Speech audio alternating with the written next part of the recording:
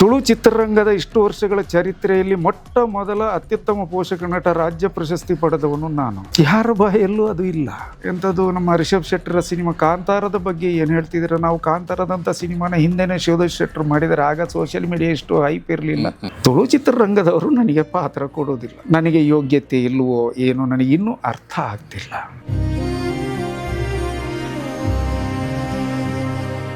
1/7/2024 ಎಲ್ಲವೂ ಚೆನ್ನಾಗಿತ್ತು ಅನ್ನ. ದರ್ಶನ್ ಅವರು ಕೊಲೆ ಮಾಡಿದ್ರ ಬಗ್ಗೆ ನೀವೇನು ಹೇಳ್ತೀರಿ? ಮಾಧ್ಯಮದವರಿಗೆ ಹೇಗೆ ಗೊತ್ತು? ಕಳೆದ ಇಷ್ಟು ದಿನಗಳಿಂದ ನೀವು ಚಚಿತಾ ಇದ್ದೀರಲ್ಲ, ದರ್ಶನ್ ಕೊಲೆಗಾರ ಅಂತ. ಅವ್ರು ಕೊಲೆಗಾರ ಅನ್ನೋದಕ್ಕೆ ನಿಮ್ಮ ಹತ್ರ ಏನು ಸಾಕ್ಷಿ ಇದೆ? ಏನ್ರಿ ದರ್ಶನ್ ಪರವಾಗಿ ಮಾತಾಡ್ಬಿಟ್ಟು ಅವ್ರ ಹೆಸರೆಲ್ಲ ಹಾಳಾಗ್ಬಿಟ್ಟಿದೆ, ನಾವು ಹಾಕೊಂಡ್ರೆ ನಮ್ಮ ಸಿನಿಮಾ ಓಡಲ್ಲ, ಅದಕ್ಕೆ ಅವ್ರನ್ನ ಈ ಸಲ ಡ್ರಾಪ್ ಮಾಡಿ. ಹೆಂಗ್ ಸರ್? ದರ್ಶನ್ ಪರವಾಗಿ ಮಾತಾಡಿದ ತಕ್ಷಣ ಹೆಸರು ಹಾಳಾಗುವುದು ಹೇಗೆ ಸರ್? ಅವರ ಒಡನಾಟ ಇರಬೇಕು ಅಂತಿಲ್ಲ. ನಾನು ದರ್ಶನ ಅಭಿಮಾನಿ ಅಲ್ಲ ಆ ದಿನದಲ್ಲಿ, ಅಲ್ಲಿವರೆಗೂ ನಾನು ಅಭಿಮಾನಿ ಅಲ್ಲ. ಈಗ ಪಕ್ಕಾ ಅಭಿಮಾನಿ. ಯಾರು ಏನ್ ಮಾಡ್ತಾರೆ?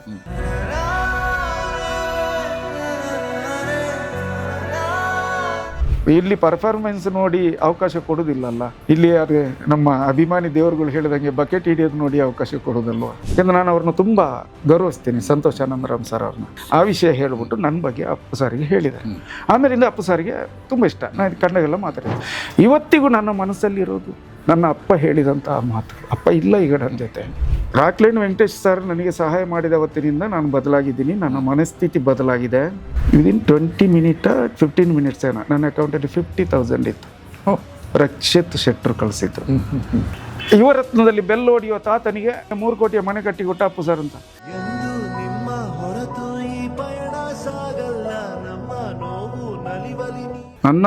ಈಗಿನ ನನ್ನ ಪಾಲಿನ ದೈವ ಸಮಾನ ವ್ಯಕ್ತಿ ನನ್ನ ಜೇಬಿಗೆ ತುರುಕಿದ ಹಣವನ್ನು ರೂಮಿ ಬಂದು ಎನಿಸಿ ನೋಡುವಾಗ ನಾನು ನಿರೀಕ್ಷೆ ಮಾಡದೇ ಇರುವಷ್ಟು ಹಣ ಇತ್ತು. ಈ ಚಾರ್ಜ್ ಶೀಟ್ ಆದ 10 ದಿನದಲ್ಲಿ ಇವರು 5 ಜನನ 6 ಜನನೋ ಸರಿಯಾಗಿ ನೆನಪಿಲ್ಲ, ಅವರಿಗೆ ಜಾಮೀನು ಕೊಡಿಸ್ತಾರೆ. ಅದು ಕೊಲೆ.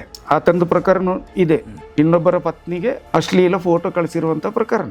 ಹಾಗಾದ್ರೆ ಅಲ್ಲಿ ಸಿಗುವ ಜಾಮೀನು ಇಲ್ಲಿ ಯಾಕೆ ಸರ್ ಸಿಗಲ್ಲ ಸರ್? ದರ್ಶನ್ ಪರವಾಗಿ ನಾನು ಮಾತಾಡಿದ ಮೇಲೆ ಮುಂದಿನ 15ರಿಂದ 18 ತಿಂಗಳು ನನಗೆ ಕೆಲಸ ಇಲ್ಲ ಸರ್.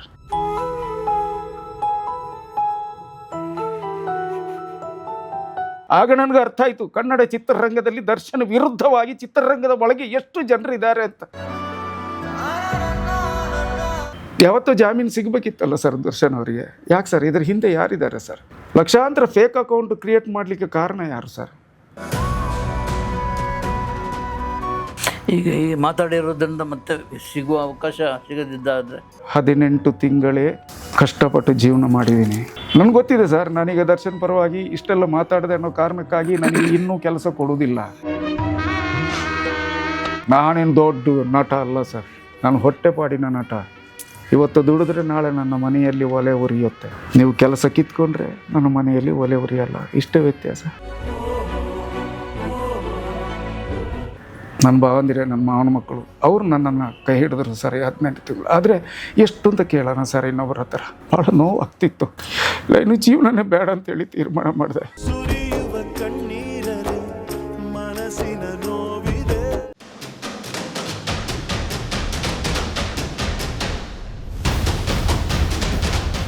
ನಮಸ್ಕಾರ. Ganesh Kasaragod, beyond limits. Beyond limits ಅಂತ ಹೇಳಿದಾಗ ಅದಕ್ಕೆ ತಕ್ಕ ಹಾಗಿನ ವ್ಯಕ್ತಿಗಳು ನಮ್ಮ ಸ್ಟುಡಿಯೋಕ್ಕೆ ಬರ್ತಾರೆ, ನಾವು ಕರೆಸ್ತೀವಿ, ಇದೆಲ್ಲ ನಡೀತಾ ಇರ್ತದೆ. Beyond limits. ಈಗ ಒಂದು ಹಳೆ ಕಥೆಯನ್ನು ಹೇಳಿಬಿಡ್ತೀನಿ. ನಾನು ಮನೆಯಲ್ಲಿ ಮಲ್ಕೊಂಡಿರ್ತೀನಿ. ರಾತ್ರಿ 12 ಗಂಟೆ ಆಗಿರ್ತದೆ. ಒಂದು ಕಾಲ್ ಬರ್ತದೆ. ಕಾಲ್ ಬಂದಾಗ ಯಾರು? ಹೇಳು, ಏನು ವಿಷಯ? ನಾನು ಸೂಸೈಡ್ ಮಾಡ್ಕೊಳ್ತೇನೆ ಅಣ್ಣ ಅಂತ ಹೇಳ್ತಾರೆ. ಇದೇ ನನಗೆ ಶಾಕಿಂಗ್. ಅದು ಪಕ್ಕದಲ್ಲಿ ಮಲ್ಕೊಂಡ ನನ್ನ ಮಿಸ್ಸಸ್ ಗಾಯತ್ರಿಗೂ ಕೇಳಿಸ್ತದೆ. ಯಾರು ಅದು? ಎದ್ದು ಕೂತ್ಕೊಳ್ತಾರೆ. ಇಲ್ಲ, ನಾನು ಸಾಯಲೇಬೇಕು. ಯಾಕೆ ಅಂತ ಹೇಳು ಮಾರಾಯ, ನನಗೆ ಅನ್ಯಾಯ ಆಗಿದೆ, ನನಗೆ ಊಟಕ್ಕಿಲ್ಲ, ನನ್ನ ಮಕ್ಕಳಿಗೆ ವಿದ್ಯಾಭ್ಯಾಸ ಕೊಡಿಸ್ಲಿಕ್ಕಿಲ್ಲ, ನನಗೆ ಮನೆ ಇಲ್ಲ, ಮಠ ಇಲ್ಲ ಅಂತಲ್ಲಿ ಹಾಗೆ ಹೇಳ್ತಾ ಹೋಗ್ತಾರೆ. ಸೊ ಇಲ್ಲ, ಬೇಡ, ಇವತ್ತಿಗೆ ನಿಲ್ಲಿಸು, ಆತ್ಮಹತ್ಯೆ ಬೇಡ, ಇವತ್ತಿಗೆ ನಿಲ್ಲಿಸು, ನಾಳೆ ಬೆಳಗ್ಗೆ ಮಾತಾಡೋಣ. ನಾನಿದ್ದೀನಿ, ನನ್ನ ಪರಮವಾಕ್ಯ ನಾನಿದ್ದೀನಿ, ನನ್ನಿಂದ ಆಗುತ್ತಾ ಇಲ್ವ ಅಂತ ಗೊತ್ತಿಲ್ಲ, ಬಟ್ ಆ ಒಂದು ಅಭಯ ಪಾಸಿಟಿವ್ ಅಪ್ರೋಚ್ ಇದೆಯಲ್ಲ ನನ್ನಲ್ಲಿ ಯಾವತ್ತೂ ಇರ್ತದೆ. ಆಯ್ತಣ್ಣ ಅಂಥೇಳಿ ಫೋನ್ ಇಟ್ಟರು. 1 ವಾರ ಕಳೆದ ಮೇಲೆ ಮತ್ತೆ ಫೋನ್ ಬರ್ತದೆ, ಅದೇ ರಾತ್ರಿ ಸೇಮ್ ರಿಪೀಟ್. ಹೀಗೆ 4-5 ಸಲ ಫೋನ್ ಬರ್ತದೆ. ಆತ್ಮಹತ್ಯೆ ಮಾಡ್ಕೊಳ್ತೇನೆ ಅಂತೇಳಿ. ಒಬ್ಬ ಮನುಷ್ಯನಿಗೆ ಇದೇ ರೀತಿ ಪದೇ ಪದೇ ಫೋನ್ ಬರ್ತಾಯಿದ್ರೆ ಏನು ಅನಿಸ್ಬೋದು? ಆಮೇಲೆ ನನ್ನನ್ನು ಎಲ್ಲರೂ ಬ್ರ್ಯಾಂಡೆಡ್ ಸಿಡ್ಕ, ಜಮದಗ್ನಿ, ದುರ್ವಾಸ ಅಂತೆಲ್ಲ ಹೇಳೋರು. ಯಾವ ಮಟ್ಟಕ್ಕೆ ನನ್ನ ಕೋಪ ಹೋಗಿರ್ಬೋದು ಯೋಚನೆ ಮಾಡಿ. ಸಾಯಿ ಮಾರಾಯ ಅಂತ ಹೇಳಿದೆ, ಸತ್ತೇ ಹೋಗು, ಮತ್ತೆ ಫೋನ್ ಮಾಡಬೇಡ ನನಗೆ ಅಂತೇಳಿ ಫೋನ್ ಇಟ್ಟೆ ಅಷ್ಟೆ. ಮಾಡೋ ದಿವಸ ಒಂದು ಮೆಸೇಜ್, ಅಣ್ಣ ಬೇಜಾರಾಯ್ತಾ, ನನ್ನ ಲೈಫಿನಲ್ಲಿ ನಾನು ಯಾವತ್ತೂ ಸಾಯ್ಲಿಕ್ಕೆ ಹೋಗಿ ಇದು ಹೀಗೆ ನಡೀತಾ ಇರೋದು. ಬಿಯಾಂಡ್ ಲಿಮಿಟೇ ನನ್ನ ಯೋಗ್ಯತೆಗೆ ಸಂಬಂಧಪಟ್ಟು ನಾನು ಹೇಳೋದಿದ್ದರೆ ಅಂಥ ಒಬ್ಬ ವ್ಯಕ್ತಿ ನನ್ನ ತಮ್ಮನ ಸಮಾನದ MK ಮಠ ನಮ್ಮ ಸ್ಟುಡಿಯೋದಲ್ಲಿ ಬಂದು ಕೂತ್ಕೊಂಡಿದ್ದಾರೆ. Welcome Math. ಥ್ಯಾಂಕ್ ಯು ಅಣ್ಣ. ಎಸ್, ಇದು ನನ್ನ ಇಂಟ್ರೊಡಕ್ಷನ್. ಈಗ ನಾನು ಮಾತಾಡಬೇಕು. ಹೌದು, ಮಾತಾಡಲೇಬೇಕು. ನನ್ನ ಮಾತಿನ ಮಧ್ಯೆ ಏನಾದರೂ ಕೆಟ್ಟ ಪದ ಬಂದರೆ ದಯವಿಟ್ಟು ಕ್ಷಮಿಸಬೇಕು, ಅದು ಅಥವಾ ಅದನ್ನು ಮ್ಯೂಟ್ ಮಾಡಿಬಿಡೋದು. ಹೌದು. ನಾನು ಎಲ್ಲಿಂದ ಪ್ರಾರಂಭಿಸಲಿ ಅಂತ ನನಗೆ ಗೊತ್ತಾಗ್ತಿಲ್ಲ. ಯಾವುದೋ ಒಂದು ಆರಂಭ ಇರಲಿ. ನಾಗಾಭರಣರವರ ಜೊತೆ ಇದ್ದಂಥ ನನ್ನ ಗುರುಗಳು, ಪರಮ ಗುರುಗಳು ನಾಗಾಭರಣರವರ ಜೊತೆ ಇದ್ದಂಥ 16 ವರ್ಷಗಳ ಬಗ್ಗೆ ಮಾತಾಡಲ್ಲ. ಯಾಕೆಂದರೆ ಒಬ್ಬ ನಿರ್ದೇಶಕನ ಜೊತೆ 16 ವರ್ಷ ಒಬ್ಬ ಸಹ ನಿರ್ದೇಶಕ ಇದು ಇಲ್ಲ, ಚರಿತ್ರೆಯಲ್ಲಿ ಇಲ್ಲ ಅಂತ ಕಾಣ್ತದೆ. ಅದು ನಾನು ಒಬ್ಬನೇ. ತುಳು ಚಿತ್ರರಂಗದ ಇಷ್ಟು ವರ್ಷಗಳ ಚರಿತ್ರೆಯಲ್ಲಿ ಮೊಟ್ಟ ಮೊದಲ ಅತ್ಯುತ್ತಮ ಪೋಷಕ ನಟ ರಾಜ್ಯ ಪ್ರಶಸ್ತಿ ಪಡೆದವನು ನಾನು. ಯಾರ ಬಾಯಲ್ಲೂ ಅದು ಇಲ್ಲ.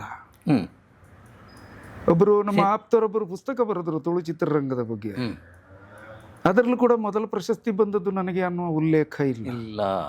ಆದರೆ ಸರ್ಕಾರಿ ವೆಬ್ಬಲ್ಲಿ ಮೊದಲ ಪ್ರಶಸ್ತಿ ಬಂದದ್ದು ನನಗೆ ಅಂತಿದೆ. ಅದೊಂದು ತೃಪ್ತಿ ಇದೆ ನನಗೆ. ಎಲ್ಲಿಂದ ಪ್ರಾರಂಭ ಮಾಡಲಿ? ಅದು ಯಾವ ಸಿನಿಮಾ?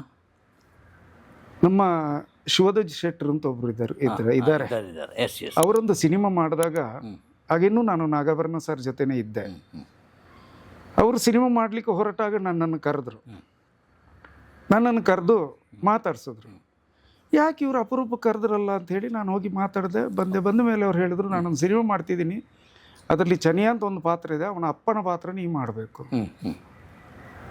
ಅವನ ಮಗನ ಪಾತ್ರ ಅಲ್ಲ ಅಪ್ಪನ ಪಾತ್ರ ನೀವು ಮಾಡಬೇಕು ಅಂತೇನೋ ಹೇಳಿದ್ರು. ಒಂದು ಪಾತ್ರ ನಾನು ನಿಮ್ಮ ಹತ್ರ ಚನಿಯನ್ ಪಾತ್ರ ಮಾಡಿಸ್ಬೇಕು ಅಂತಿದ್ದೆ ಮಠ. ತುಂಬ ತೋರಾದ್ರಿ ನೀವು, ಹೇಗೆ ಮಾಡಿಸೋದು ನಿಮ್ಮ ಹತ್ರ? ಅದಕ್ಕೆ ಇನ್ನೊಂದು ಪಾತ್ರ ಮಾಡಿಸುವ ಅಂತೇಳಿ ಆಯಿತು ಅಂತ ಹೇಳಿದೆ. ಬಂದೆ. ನನಗೆ ಹಠ ಬಂತು, ನಾನು ಯಾಕೆ ತೆಳುಗಾಗಲ್ವಾ? ಮಧ್ಯಾಹ್ನಕ್ಕೆ 2 ಚಪಾತಿ ತಿಂತಿದ್ದೆ, ಮತ್ತು ಲಿಕ್ವಿಡ್ ಅಂದರೆ ನೀರು, ಬೇರೆ ಲಿಕ್ವಿಡ್ ಅಲ್ಲ, ಬರೀ ನೀರು ಸೇವನೆ ಮಾಡ್ತಿದ್ದೆ. ಮಧ್ಯಾಹ್ನ 2 ಚಪಾತಿ ತಿಂತಿದ್ದೆ. 15 ದಿನದಲ್ಲಿ ನಾನು ಕೋಳಿ ಕಾಲು ಥರ ಅದೇ ಹೋದೆ ಅವ್ರ ಹತ್ರ. ನಾನು ಈಗ ಹೇಗೆ ಅಂತ, ಈಗ ಚನಿಯ ಸೂಟ್ ಮಠ ಅಂದರು. ಹಾಗೆ ಶಿವಧ್ವಜ್ ಅವರು ಬರೆದು ಕಥೆಯ ಚಿತ್ರಕಥೆ ಬರೆದು ಸಂಭಾಷಣೆ ಯಾರೋ ಬರೆದ್ರು ಅಂತ ಕಾಣುತ್ತೆ. ಅವರು ಹೆಚ್ಚಿನ ಎಫರ್ಟ್ ಅವ್ರದ್ದೇ ಇದ್ದಿದ್ದು. ಅವರು ನಿರ್ದೇಶನ ಮಾಡಿದಂಥ ಗಗ್ಗರ ಅನ್ನೋ ಸಿನಿಮಾದಲ್ಲಿ ನಾನು ದೈವ ಕಟ್ಟುವ ಪಾತ್ರಿಯ ಪಾತ್ರ ಮಾಡಿದೆ. ಗುಡ್.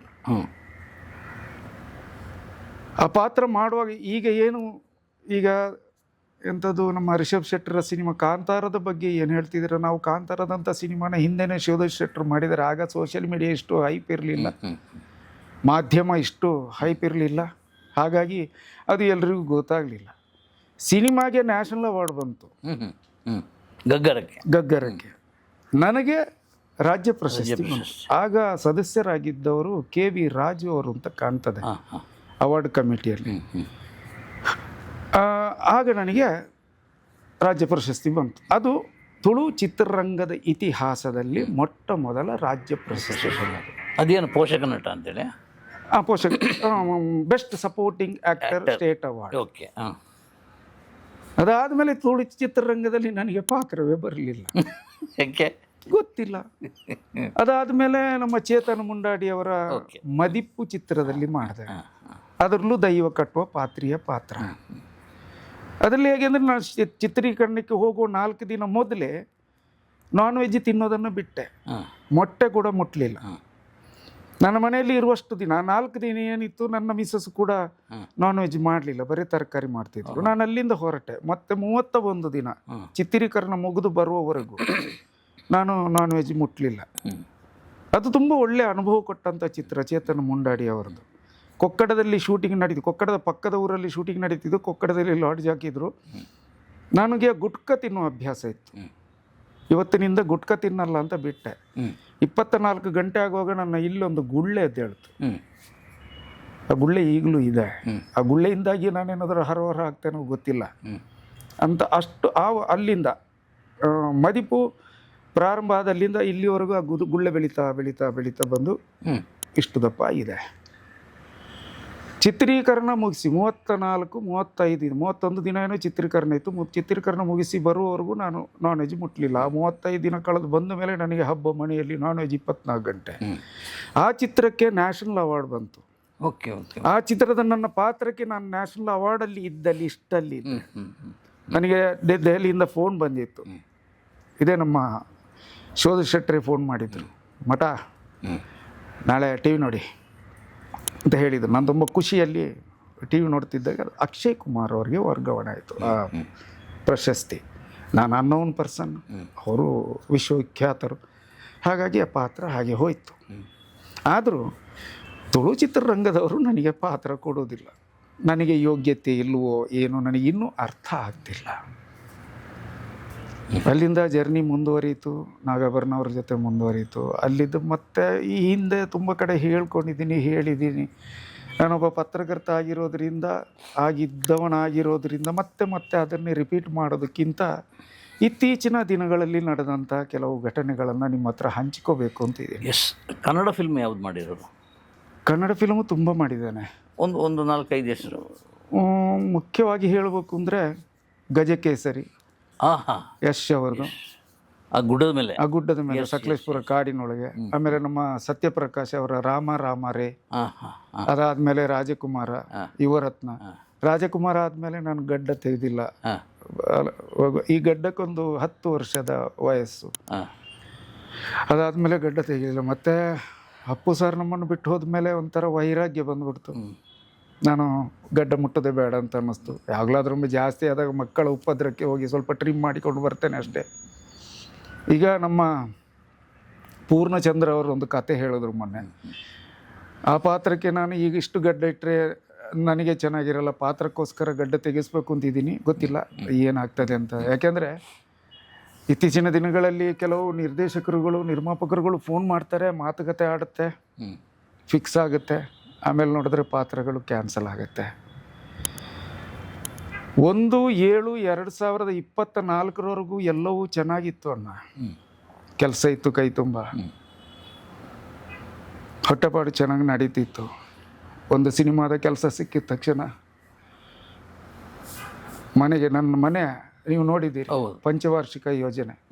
ಇನ್ನು ಪಂಚವಾರ್ಷಿಕ ಮುಗೀತಾ ಬಂತು, ಇನ್ನು ಮನೆ ಪೂರ್ತಿ ಆಗಿಲ್ಲ. ಇನ್ನು ದಶವಾರ್ಷಿಕ ಯೋಜನೆ ಅಂತ ತೀರ್ಮಾನ ಮಾಡ್ಕೋಬೇಕು ಅಂತ ಕಾಣ್ತದೆ.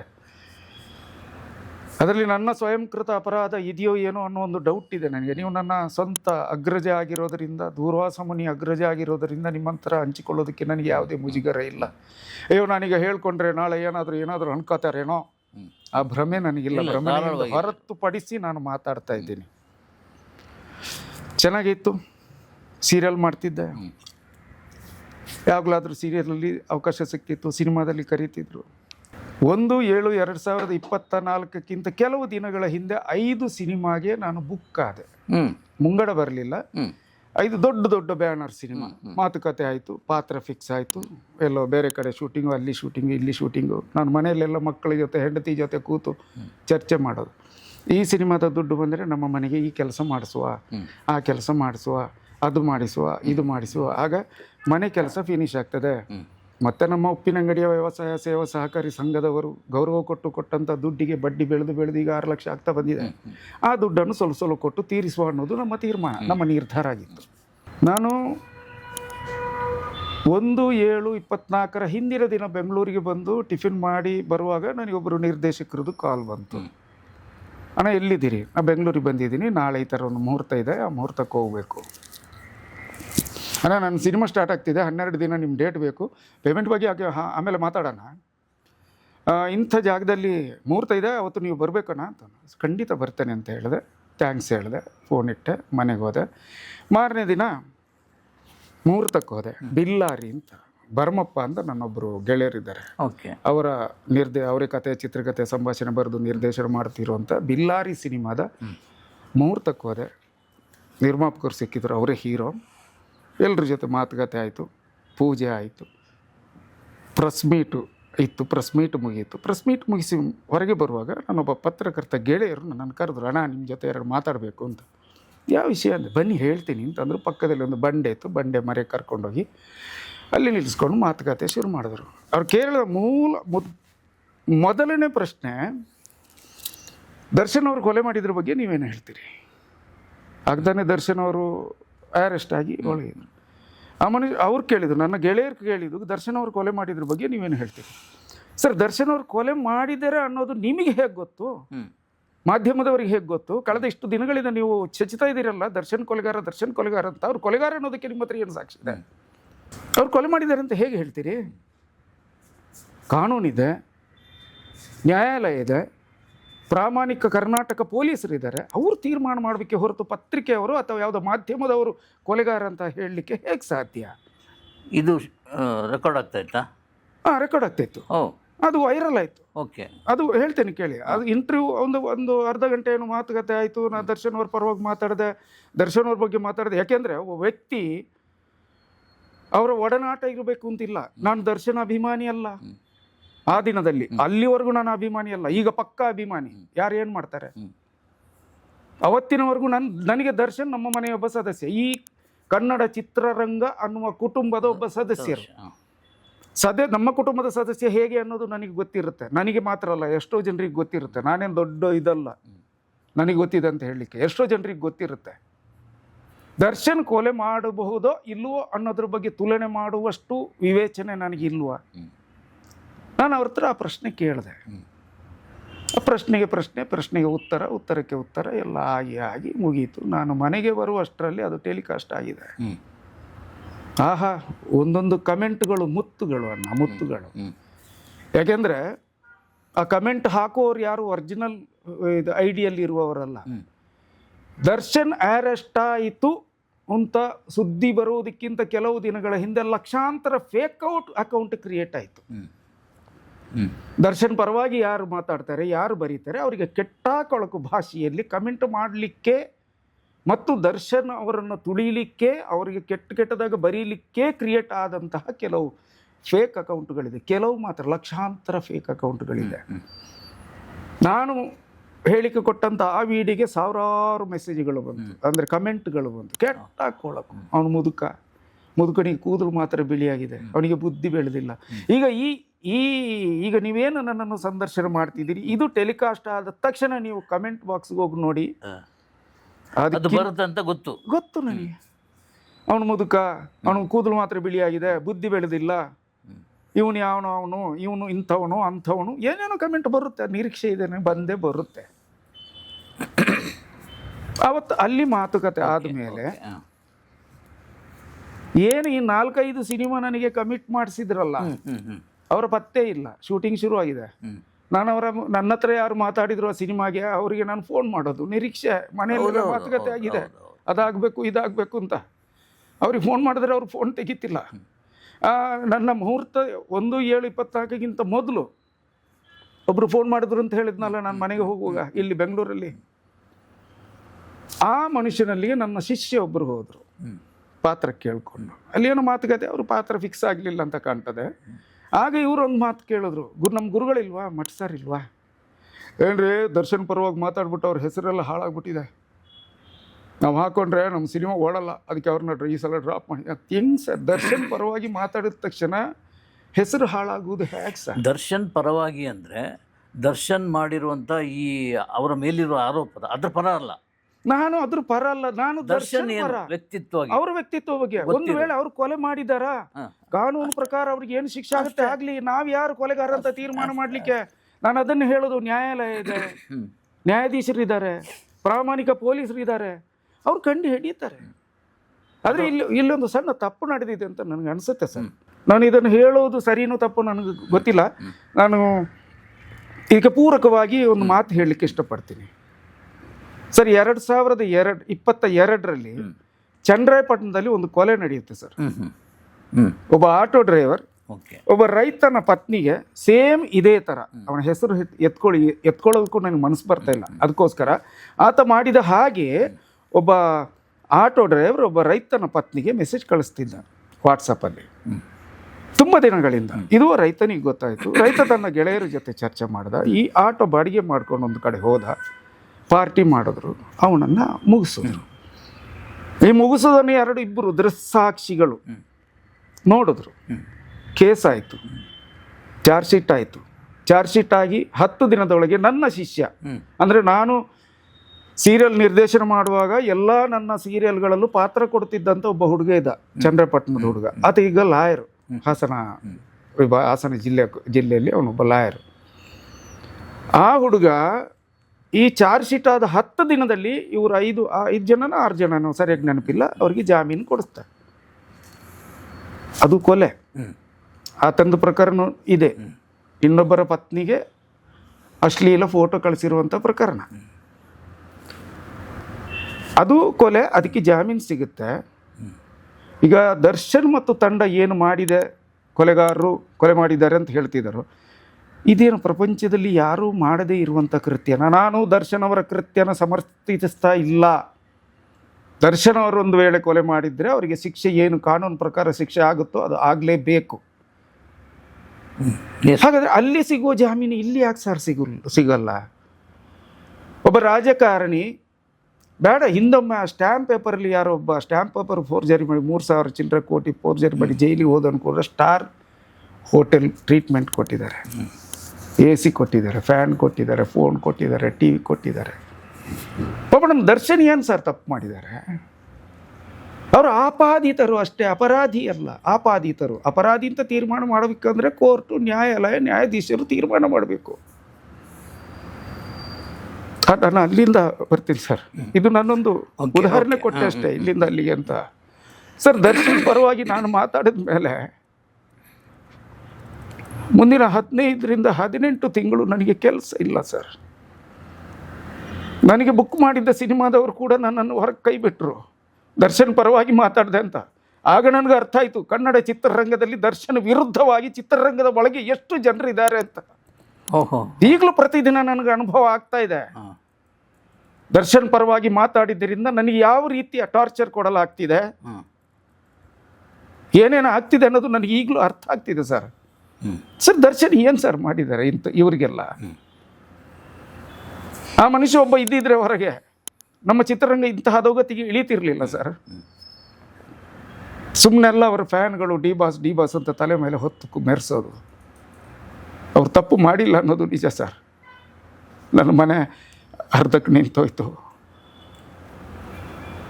ನಾನು ಖಾಲಿ ದರ್ಶನ್ ಅವರ ಪರವಾಗಿ, ಅವರು ಯಾವ ಕೊಲೆ ಮಾಡಿದ್ರು, ಅವ್ರು ಕೊಲೆ ಮಾಡಿದ್ದನ್ನು ನೀವು ನೋಡಿದ್ದೀರ ಅಂತ ಕೇಳಿದೆ ಅನ್ನೋ ಒಂದು ಕಾರಣಕ್ಕಾಗಿ ಕೆಟ್ಟಾಕೊಳಗು ಬೈಗಳನ್ನು ತಿಂದೆ. ಈಗಲೂ ತಿಂತಾ ಇದ್ದೀನಿ. ಆ ವಿಡಿಯೋದಲ್ಲಿ ಈ ವಿಡಿಯೋ ಕೂಡ ಕೆಟ್ಟ ಕೊಳಕು ಬೈಗಳು ಬರುತ್ತೆ, ಎಲ್ಲ ಫೇಕ್ ಐಡಿಗಳಿಂದ ಬರುತ್ತೆ. ನಾನು ಎಂತ ತಪ್ಪು ಮಾಡಿದೆ ಅಂತ ನನಗೆ ಕೆಲಸ ಕೊಡೋದನ್ನು ನಿರಾಕರಿಸಿದ್ರು ಸರ್ ಕನ್ನಡ ಇಂಡಸ್ಟ್ರಿ. ಅದೇ ಕಾರಣ ಹೌದಾ ಸರ್? ನಾನು 1/7/24 ದರ್ಶನ್ ಪರವಾಗಿ ನಾನು ಹೇಳಿಕೆ ಕೊಟ್ಟದ್ದು ಸರ್. ಅದಕ್ಕಿಂತ ಹಿಂದೆ 5 ಸಿನಿಮಾ ನನಗೆ ಫಿಕ್ಸ್ ಆಗಿತ್ತು. ನಾನೀಗ ಅವರ ಹೆಸರುಗಳು ಹೇಳಿದರೆ ನಿಮಗೆ ಶಾಕ್ ಆಗುತ್ತೆ. ನಾನು ಅಂಥ ಏನು ಹೇಳ್ತಾರೆ ಅಂಥ ಬುದ್ಧಿ ಇಲ್ಲದ ಕೆಲಸ ನಾನು ಮಾಡೋದಿಲ್ಲ ಸರ್. ಅವರ ಹೆಸರು ನನಗೆ ಹೇಳಲಿಕ್ಕೆ ನನ್ನ ಇಷ್ಟ ಇಲ್ಲ. ಅಂಥ ದೊಡ್ಡ ದೊಡ್ಡ ವ್ಯಕ್ತಿಗಳ ಸಿನಿಮಾಗೆ ಫಿಕ್ಸ್ ಆಗಿದ್ದಿತ್ತು. ಆ 5 ಸಿನಿಮಾದಿಂದಲೂ ಬಿಟ್ಟುಬಿಟ್ರು ಸರ್, ಕೈ ಬಿಟ್ಟರು. ಅವ್ರು ಏನು ಕಾರಣ ಕೊಟ್ಟರು? ಕಾರಣ ಇದೆ, ದರ್ಶನ್ ಪರವಾಗಿ ಹೇಳಿದ್ರ? ಒಬ್ಬರು ಹೇಳಿದ್ರಲ್ಲ, ಒಬ್ಬರು ನನ್ನ ಶಿಕ್ಷಣ ಹತ್ರ ಹೇಳಿದ್ರಲ್ಲ, ದರ್ಶನ್ ಪರವಾಗಿ ಮಾತಾಡಿದ್ರಿಂದ ಇಂಡಸ್ಟ್ರಿಯಲ್ಲೆಲ್ಲ ಅವರ ಹೆಸರು ಹೊರಟಾಯ್ತು. ಆಮೇಲಿಂದ ಯಾರು ಕರೀಲೇ ಇಲ್ಲ ಸರ್.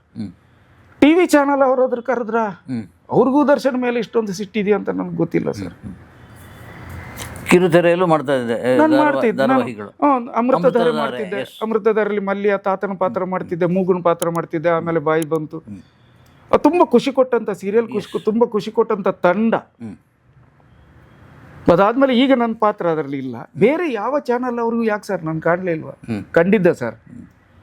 2-3 ಸೀರಿಯಲ್ಗೆ ಮೇಜರ್ ರೋಲಿಗೆ ಕರೆದ್ರು ಬೇರೆ ಬೇರೆ ಚಾನಲ್. ಇಂತಿಂಥ ಪಾತ್ರೆ ಇದೆ ಮಾಡ್ತೀರಂತ ಕೇಳಿದ್ರು, ಮಾಡ್ತೀನಿ ಅಂತ ಹೇಳಿದೆ. ಡೇಟೆಲ್ಲ ಕೊಟ್ಟರು, ಕರೀಲೇ ಇಲ್ಲ. ಸಿನಿಮಾದವರು ಯಾಕೆ ಕರೀಲಿಲ್ಲ, ಅದಕ್ಕೆ ಅವರು ಕರೀಲಿಲ್ಲ ಅಂತ ನಾನು ಅನ್ಕೊಳ್ಳೋದ್ರಲ್ಲಿ ನನ್ನ ತಪ್ಪಿಲ್ಲಲ್ಲ ಸರ್. ಇಲ್ಲ ಖಂಡಿತ. ತುಂಬ ಕಷ್ಟ ಆಯ್ತು ಸರ್. ಸುಮಾರು 18-19 ತಿಂಗಳು ತುಂಬ ಕಷ್ಟ ಆಯಿತು. ಅಷ್ಟು ಸಮಯ ಎಲ್ಲಿ ಇದ್ದೆ? ಊರಲ್ಲಿ ಇದ್ದೆ ಸರ್. ಉಪ್ಪಿನಂಗಡಿ ಹಾಂ, ಮನೆ, ನನ್ನ ಅರ್ಧಂಬರ್ಧ ಆಗಿರುವಂಥ ಮನೆಯ ಒಳಗೆ ಇದ್ದೆ ಸರ್. ಮಕ್ಕಳು ಶಾಲೆಗೆ ವಿಷಯ ಗೊತ್ತಿದೆ ಅವರಿಗೆ, ಅವ್ರಿಗೆ ವಿಷಯ ಗೊತ್ತಿದೆ. ಅಪ್ಪ ಈ ಥರ ಮಾತಾಡಿದ್ದಕ್ಕೆ ಅವ್ರಿಗೆ ಹೆಮ್ಮೆ ಇದೆ. ನೀವು ಹೆದರಬೇಡಿ ಪಾಪ, ನಾವು ಇದ್ದದ್ದನ್ನು ತಿಂದು ಬದುಕುವ. ನಮಗೇನು ಅದು 5 ಸ್ಟಾರ್ ಬೇಕು ಅಂತ ನಾವೇನು ಕೇಳುದಿಲ್ಲ ಪಾಪ. ನಮಗೆ ನೀವು ಕಡಲೆಪುರಿ ತಂದು ಕೊಟ್ಟರು ಆಗುತ್ತೆ, ನಾವು ಬದುಕು ಅಂತ ನನಗೆ ಧೈರ್ಯ ತುಂಬಿದೆ. ನನ್ನ ಹೆಂಡತಿ, ನನ್ನ 2 ಮಕ್ಕಳು, ಅದರಲ್ಲಿ ನನ್ನ ಮಗಳು, ನನ್ನ ತಾಯಿ ಅಂತ ಮಗಳು ನನಗೆ ಹೆಚ್ಚು ಧೈರ್ಯ ತುಂಬಿದ್ದು. ಇವತ್ತಿಗೂ ಬೆಳಿಗ್ಗೆ ಎದ್ದ ತಕ್ಷಣ ಅವಳ ಪಾದದಡಿನಿಗೆ ನಾನು ನಮಸ್ಕಾರ ಮಾಡಿ ಮುತ್ತು ಕೊಡ್ತೀನಿ, ನನ್ನ ಮಗಳ ಪಾದಕ್ಕೆ. ಹೀಗೆ ದಿನಗಳು ದೂಡ್ತಾ ಇದ್ದೆ ಸರ್. ಆದರೆ ಇಲ್ಲಿ ನನಗೆ ಬದುಕಲಿಕ್ಕೆ ಈ 18 ತಿಂಗಳು ನಾನು ಬದುಕಲಿಕ್ಕೆ ನನಗೆ ಸಹಾಯ ಮಾಡಿದ್ದು ನನ್ನ ಹೆಂಡತಿಯ ತಂಗಿಯಂದರು, ಹೆಂಡತಿಯ ತಮ್ಮಂದರು, ಮತ್ತು ಹೆಂಡತಿಯ ತಂಗಿಯ ಒಬ್ಬ ಗಂಡ ಇದ್ದಾರೆ. BC ರೋಡಲ್ಲಿ ಒಂದು ಕುಟುಂಬ ಇದೆ. ಅವ್ರಿಗೇನೋ ಈ ಕಾಂಕ್ರೀಟ್ ಹಾಕೋ ಬಿಲ್ಡಿಂಗ್ ಇದು ಮೆಟೀರಿಯಲ್ ಎಲ್ಲ ಬಾಡಿಗೆ ಕೊಡ್ತಾರಲ್ಲ, ಬಿಸ್ನೆಸ್ ಇದೆ. ನನ್ನ ಮನೆಗೆ ಟೈಲ್ಸ್ ಇದು ಗ್ರಾನೈಟ್ ಹಾಕ್ಸ್ಕೊಟ್ಟವರು ಅವರೇ. ಈ 18 ತಿಂಗಳು ನನ್ನನ್ನು ಸಾಕಿದವರು ನನ್ನ ಭಾವಂದರು, ನನ್ನ ನಾದಿನಿ ಅಂದರು. ಇನ್ನೊಬ್ಬರು ನನ್ನ ತಾಯಿಯ ತಮ್ಮನ ಮಕ್ಕಳಿದ್ದಾರೆ, ನನ್ನ ಮಾವನ ಮಕ್ಕಳು. ಒಂದು 4 ಜನ ಹುಡುಗರಿದ್ದಾರೆ. ಭಾವ ಅಂತ ಕರೀತಾರೆ ಅವರು. ನನ್ನ ಭಾವಂದಿರೇ ನನ್ನ ಮಾವನ ಮಕ್ಕಳು. ಅವರು ನನ್ನನ್ನು ಕೈ ಹಿಡಿದ್ರು ಸರ್ 18 ತಿಂಗಳು. ಆದರೆ ಎಷ್ಟು ಅಂತ ಕೇಳೋಣ ಸರ್ ಇನ್ನೊಬ್ಬರ ಹತ್ರ. ಭಾಳ ನೋವು ಆಗ್ತಿತ್ತು. ಇನ್ನು ಜೀವನನೇ ಬೇಡ ಅಂತೇಳಿ ತೀರ್ಮಾನ ಮಾಡಿದೆ. ನಿಮಗೆ ಫೋನ್ ಮಾಡಿ ಹೇಳ್ತಿದ್ನಲ್ಲ ಹಿಂದೆ ಆ ದಿನಗಳಲ್ಲಿ. ಬಟ್ ಆವಾಗ ಪ್ರಾಕ್ಟಿಕಲ್ ಆಗಿರಲಿಲ್ಲ. ಇಲ್ಲ, ಆಗ ಸುಮ್ಮನೆ ನಿಮ್ಮನ್ನು ಕಾಲು ಎಳೆಯೋದಕ್ಕೆ ಅಥವಾ ನನ್ನ ಒಂದು ಆತ್ಮತೃಪ್ತಿಗೆ ಅಥವಾ ಏನೋ ಚುಡಾಯಿಸೋದಕ್ಕೆ ನಾನು ಮಾಡ್ತಿದ್ದೋದು. ಆದರೆ ಈಗ 26 ಆಗಸ್ಟು, ಸೆಪ್ಟೆಂಬರು, ಅಕ್ಟೋಬರ್ ಈ ತಿಂಗಳಲ್ಲಿ ಬಹಳ ಡಿಪ್ರೆಷನ್ಗೆ ಹೋಗಿದ್ದೆ ನಾನು. ಬದುಕಿ ಪ್ರಯೋಜನ ಎಂತ ಸರ್? ನಾನು ಬದುಕಿದ್ರೆ ನನ್ನ ಮಕ್ಕಳ ಕಷ್ಟ ನೋಡಬೇಕು, ನನ್ನ ಮನೆ ಕಷ್ಟ ನೋಡಬೇಕು. ಮನೆ ಪೂರ್ತಿ ಆಗಿಲ್ಲ, ಮೇಲೆ ನೋಡಿದ್ರೆ ಫ್ಯಾನ್ ಇಲ್ಲ, ಕೆಳಗೆ ನೋಡಿದ್ರೆ ಗೋಡೆಗೆ ಬಣ್ಣ ಇಲ್ಲ, ಸುಣ್ಣ ಇಲ್ಲ, ಕರ್ಟನ್ ಇಲ್ಲ, ಒಂದು ಫರ್ನಿಚರ್ ಇಲ್ಲ, 2 ಮಂಚ, ನೆಲ ಒಂದು ಫಿನಿಶ್ ಆಗಿದೆ. ಇಲ್ಲ, ಇನ್ನೂ ಹೋಗ್ಬಿಡೋದೇ ಒಳ್ಳೇದು ಅಂತ ತೀರ್ಮಾನ ಮಾಡಿ ಯಾರ ಹತ್ರ ಕೇಳೋದು? ನೇಣು ಹಾಕ್ಕೊಂಡ್ರೆ ಕತ್ತೆಲ್ಲ ತಿರುಗುತ್ತೆ, ನಾಲಿಗೆ ಹೊರಗೆ ಬರುತ್ತೆ, ಈ ಕೈ ಇಲ್ಲಿ ಇದಕ್ಕೆ ಹೋಗುತ್ತಂತೆ, ಈ ವಿಕಾರವಾಗಿರುತ್ತಂತೆ. ನಿದ್ರೆ ಮಾತ್ರ ತಿಂದರೆ ಸದ್ದಿಲ್ಲದೆ ಹೋಗುತ್ತಂತೆ. ಸದ್ದಿಲ್ಲದೆ ಹೋಗಬಾರ್ದು. ನನಗದ್ರ ನೋವು ಗೊತ್ತಾಗಬೇಕು. ಅದು ನನ್ನ ದೇಹ ವಿಕಾರ ಆಗಬಾರ್ದು. ಸೌಂದರ್ಯಕ್ಕೆ ಯಾವಾಗಲೂ ಬೆಲೆ ಕೊಡ್ತೀನಿ. ನನ್ನ ಮುಖ ವಿಕಾರ ಆಗಬಾರ್ದು, ನನ್ನ ದೇಹ ಏನೋ ಹಾಳಾಗಬಾರ್ದು, ಸದ್ದಿಲ್ಲದೆ ಹೋಗಬಾರ್ದು, ಸದ್ದಾಗಬೇಕು. ಇನ್ನು 3 ಕಡೆ ಒಂದು ಇದಿದೆ ಸರ್. ಬೀದಿ ನಾಯಿಗಳ ಕಾಟ ಜಾಸ್ತಿ ಇದ್ದಾಗ ಫರ್ಟಿಲೈಸರ್ ಅಂಗಡಿಯಲ್ಲಿ ಒಂದು ಲಿಕ್ವಿಡ್ ತಂದು ಅದನ್ನು ಯಾವುದಾದ್ರು ಫುಡ್ಡಿಗೆ ಹಾಕಿಬಿಟ್ಟು ಕೊಟ್ಬಿಡ್ತಾರೆ. ಅದನ್ನು ತಿನ್ನುವ ನಾಯಿ ನೀರಿಗೋಸ್ಕರ ಬೀದಿ ಅಲಿಯುತ್ತೆ, ಅಲ್ಲಿ ಸುತ್ತಮುತ್ತ ಅಲಿಯುತ್ತೆ. ಎಲ್ಲಾದ್ರೂ ನೀರು ಸಿಕ್ಕಿ ನೀರು ಕುಡಿತು ಅಂದ್ರೆ ಬದುಕುತ್ತೆ, ಇಲ್ಲದ್ರೆ ಒದ್ದಾಡಿ ಪ್ರಾಣ ಬಿಡುತ್ತೆ. ನನ್ನ ಕಣ್ಣಾರೆ ನೋಡಿದ್ದು ಇದೆ. ನನ್ನ ಗೆಳೆಯೊಂದು ಫರ್ಟಿಲೈಸರ್ ಅಂಗಡಿ ಇದೆ. ಅವನು ಫೋನ್ ಮಾಡಿದೆ, ಅಣ್ಣ ಈ ನಾಯಿ ಕೆರ್ಪುಣೆ ಕೊಂಚ ಮರ್ದು ತಿಕ್ಕೊಂಡತೆ ಉಂಡನ್ನದಾಗಣ್ಣ ಅದನ್ನ ಸಾವು ಮುಲ್ಪ ಇಲ್ಲಿ ಎಂತನ್ನ ಬೀದಿ ನಾಯಿಗಳ ಕಾಟ ಹೆಚ್ಚಾಗಿದೆ, ಆಗೊಂದು ಹಾಕಿ ಕೊಲ್ಲು ಅಂದರೆ ನೀವು ನಾಯಿಯನ್ನು ತುಂಬ ಪ್ರೀತಿಸ್ತೀರಿ ಮಾರ್ರೆ, ಅಲ್ಲಿ ಬಿಸ್ಕೆಟ್ ಹಾಕ್ತಿರ್ತೀರಿ, ಈಗ ನಿಮಗೆ ನಾಯಿ ಕೊಲ್ಲಲಿಕ್ಕೆ ಮನಸ್ಸಾದ್ದು ಹೇಗೆ? ಅದು ಏನೋ ಒಂದು ಇದು ಬಂತನ್ನ, ಅದೊಂದು ಹುಚ್ಚಿನ ಇದೆ. ಹುಚ್ಚಿನ ಆಯಿತು ಬನ್ನಿ ಕೊಡ್ತೇನೆ ಅಂತ ಹೇಳಿದೆ. ಅವತ್ತು ಸಂಜೆ ಧ್ಯಾನ ಮಾಡಿದೆ, ಮನಸ್ಸಿನ ಇದು ಸರಿಯಾಗ್ತಿಲ್ಲ. ಯೋಗ ಮಾಡಿದೆ, ಸರಿಯಾಗ್ತಿಲ್ಲ. ಪ್ರಾರ್ಥನೆ ಮಾಡಿದೆ, ಜಪ ಮಾಡಿದೆ, ಮನಸ್ಸು ಸರಿಯಾಗ್ತಿಲ್ಲ. ನಿಮಗೆ ಕಾಲ್ ಮಾಡಬೇಕು ಅಂದ್ಕೊಂಡೆ, ಮತ್ತು ಯಾರನ್ನ ಈ ದುರ್ವಾಸ ಮುನಿ ಹತ್ರ ಬಯಸ್ಕೊಳ್ಳೋದು ಬೇಡ ಅಂತ ತೀರ್ಮಾನ ಮಾಡಿದೆ. ಇಲ್ಲ, ಹೋಗ್ಬೇಕು. ಮಗಳಿಗೆ ಯಾಕೋ ಡೌಟ್ ಆಯ್ತು. ಅವಳು ನನ್ನ ಹಿಂದೆನೇ ತಿರುಗ್ತಾ ಇದ್ಳು. ಎಂತಾಯ್ತು ಬೇಸರದಲ್ಲಿ ಯಾಕೆ ನೀವು ನಗ್ತಾ ಇರ್ತೀರಲ್ಲ, ಬೇಸರ ಎಂತೆಲ್ಲ ಮಗಳೇ ಅಂತೇಳಿ ನಾನು ಟೆರೆಸ್ ಮೇಲೆ ಹೋದೆ. ಆಗಲೇ ಒಂದು 4:15 ಆಗಿತ್ತು. ಅಲ್ಲಿ ಹೆಂಡತಿ ಕರೀತಿದ್ದಾಳೆ. ಮಗ ಹೆಚ್ಚು ಮಾತಾಡೋದಿಲ್ಲ, ಅವನಷ್ಟಕ್ಕೆ ಕಲಿತಿದ್ದಾನೆ, ಈಗ ತಾನೇ ಡಿಗ್ರಿ ಆಯಿತು ಅವನು. ಅವಳು ಕರೀತಿದ್ದಾಳೆ. ಮಗಳು ಓಡ್ ಬಂದ್ಳು. ಅಪ್ಪ ಎಂತ ನೋಡಿದ್ರೆ ನಾನು ಕಣ್ಣೀರು ಹಾಕ್ತಿದ್ದೆ. ಕೇಳಿದ್ಲು, ಯಾಕಪ್ಪ ಮಗಳು ಎಂತಿಲ್ಲ, ಹೇಳಲಿಕ್ಕೆ ಆಗದಿರುವಂಥ ಸಮಸ್ಯೆ ಇಲ್ಲ, ನಾವೆಲ್ಲ ಇದೆಯಲ್ಲಪ್ಪ, ನೀವ್ಯಾಕೆ ಎದುರ್ತೀರಿ ಅಂತ. ಚಿಕ್ಕ ಹುಡುಗಿ ಅದು ನನಗೆ ಬುದ್ಧಿ ಹೇಳ್ತಾ ಇದೆ. ಫ್ರೆಂಡಿಗೆ ಫೋನ್ ಮಾಡಿ ಆ ಲಿಕ್ವಿಡ್ ಕೇಳಿದ್ದೀನಿ. ಪಾಪ ಯಾರಾದರೂ ಇರ್ತಾರೆ ಪಾಪ, ಹುಟ್ಟಿಸಿದ ದೇವರು ನಿಮ್ಮನ್ನು ಹಾಗೆ ಸಾಯಿಸೋದಿಲ್ಲ ಪಾಪ, ಯಾರಾದರೂ ಇರ್ತಾರೆ. ಯೋಚನೆ ಮಾಡಿ ಪಾಪ, ಬರ್ತೇನೆ ಈಗ ಅಂತೇಳಿ ಕೆಳಗೋದ್ರು. ಯೋಚನೆ ಮಾಡಿದೆ. ಯೋಚನೆ ಮಾಡುವಾಗ ನನಗೆ ಒಬ್ಬನೇ ವ್ಯಕ್ತಿಯ ಮುಖ ನನ್ನ ಕಣ್ಣು ಮುಂದೆ ಬಂದಿತ್ತು. ಅವ್ರ ಮನೆಗೆ 2 ಸಲ ಹೋಗಿದ್ದೆ ನಾನು, ರಾಜೇಂದ್ರ ಸಿಂಗ್ ಬಾಬು ಸರ್ ಜೊತೆ. ಅವ್ರದ್ದೊಂದು ಸಿನಿಮಾದ ರೀಡಿಂಗ್ ಕೊಡಬೇಕಿತ್ತು. ನಾಗಾಭರಣ ಸರ್ ಜೊತೆ ಇದ್ದಾಗ ರೀಡಿಂಗ್ ಕೊಡುವುದರಲ್ಲಿ ನಾನು ಎಕ್ಸ್ಪರ್ಟು. ರೀಡಿಂಗ್ ಮಾತ್ರ ಅಲ್ಲ, ಸಂಭಾಷಣೆ ಬರೆಯೋದ್ರಲ್ಲಿ ಎಕ್ಸ್ಪರ್ಟು. ಆದರೆ ಸಂಭಾಷಣೆ ಬರೀಲಿಕ್ಕೆ ಯಾರು ಅವಕಾಶ ಕೊಡೋದಿಲ್ಲ. ಆ ರೀಡಿಂಗ್ ಕೊಟ್ಟಂಥ ಸಂದರ್ಭದಲ್ಲಿ ಆ ವ್ಯಕ್ತಿ ನನ್ನ ಪಾಲಿಗೆ ಅವರು ದೈವ ಸಮಾನರು. ಆ ವ್ಯಕ್ತಿ 2ನೇ ಸೆಕೆಂಡ್ ಹಾಫ್ ರೀಡಿಂಗ್ ಕೊಟ್ಟು ಮುಗೀತಿದ್ದಾಗೆ ನಾನು ಇಲ್ಲಿ ಕೂತಿದ್ದೀನಿ. ಅವ್ರು ಅಲ್ಲಿಂದ ಎದ್ದು ಬಂದು ನನ್ನ 2 ಕೈಯನ್ನು ಹಿಡಿದು ಗದ್ಗದಿಕ್ತರಾಗಿದ್ದರು, ಬಿಕ್ಕಿ ಹತ್ತಿದ್ರು. ನಾನು ಹೇಳಕ್ಕೆ ಹೋದರೆ ನನ್ನ ಭುಜ ಹಿಡಿದು ಕೂರಿಸಿದ್ರು, ಹೇಳ್ಬೇಡಿ ಕೂತ್ಕೊಳ್ಳಿ ಅಂತ. ಅಲ್ಲಿ ಹೋದಾಗ ಅವರ ಮಿಸ್ಸಸ್, ಅವರ ಧರ್ಮ ಪತ್ನಿ ನಮಗೆ ಊಟ ಹಾಕಿದ ರೀತಿ, ನಮ್ಮನ್ನು ಪ್ರೀತಿಯಿಂದ ನೋಡಿಕೊಂಡ ರೀತಿ ಅನ್ನಪೂರ್ಣೇಶ್ವರಿ ಅಂತ ಅನಿಸಿತ್ತು. ಅಲ್ಲಿ ಅದನ್ನು ರೀಡಿಂಗ್ ಕಾರ್ಯಕ್ರಮ ಮುಗಿಸಿ ಹೊರಟು ಬರುವಾಗ ಆ ವ್ಯಕ್ತಿ ಈಗಿನ ನನ್ನ ಪಾಲಿನ ದೈವ ಸಮಾನ ವ್ಯಕ್ತಿ ನನ್ನ ಜೇಬಿಗೆ ತುರುಕಿದ ಹಣವನ್ನು ರೂಮಿಗೆ ಬಂದು ಎನಿಸಿ ನೋಡುವಾಗ ನಾನು ನಿರೀಕ್ಷೆ ಮಾಡದೇ ಇರುವಷ್ಟು ಹಣ ಇತ್ತು.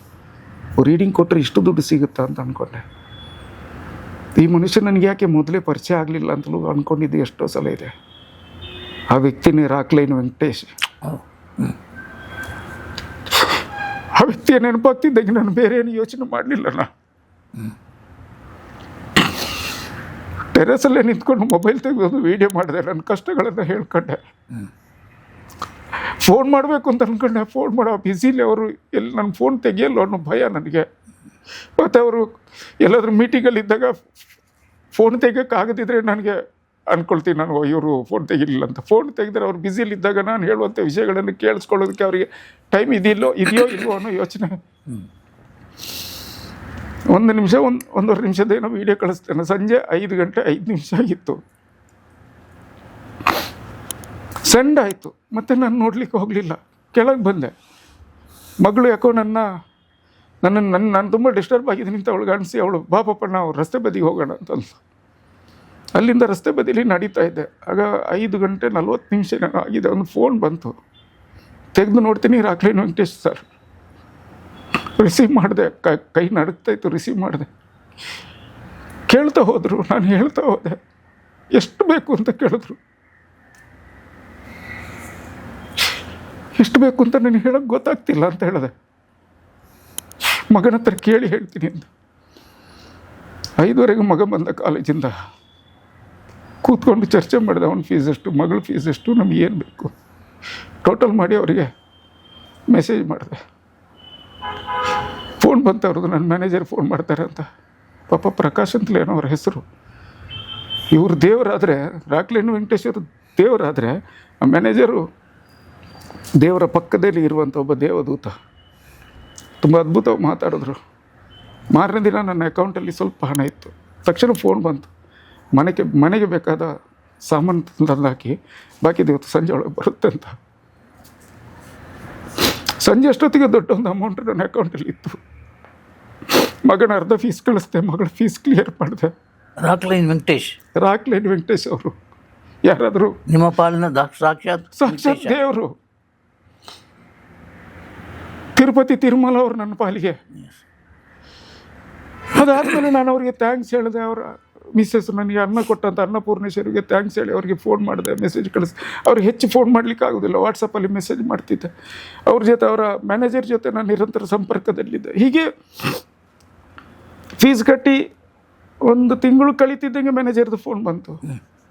ಬಾಕಿ ಫೀಸ್ ಕಟ್ಟಿದ್ರಾ? ಇಲ್ಲ ಸರ್, ಒಂದು 20,000 ಬರೋದಿದೆ. ಆಮೇಲೆ ನೋಡ್ಬೇಕು ಸರ್, ಏನಾದರೂ ಚಿನ್ನ ಇದ್ದರೆ. ಎಂಥ ಚಿನ್ನ ಅಂತ ಇಲ್ಲ, ಎಲ್ಲ ಮನೆಗೆ ಹಾಕಿ ಆಗಿದೆ.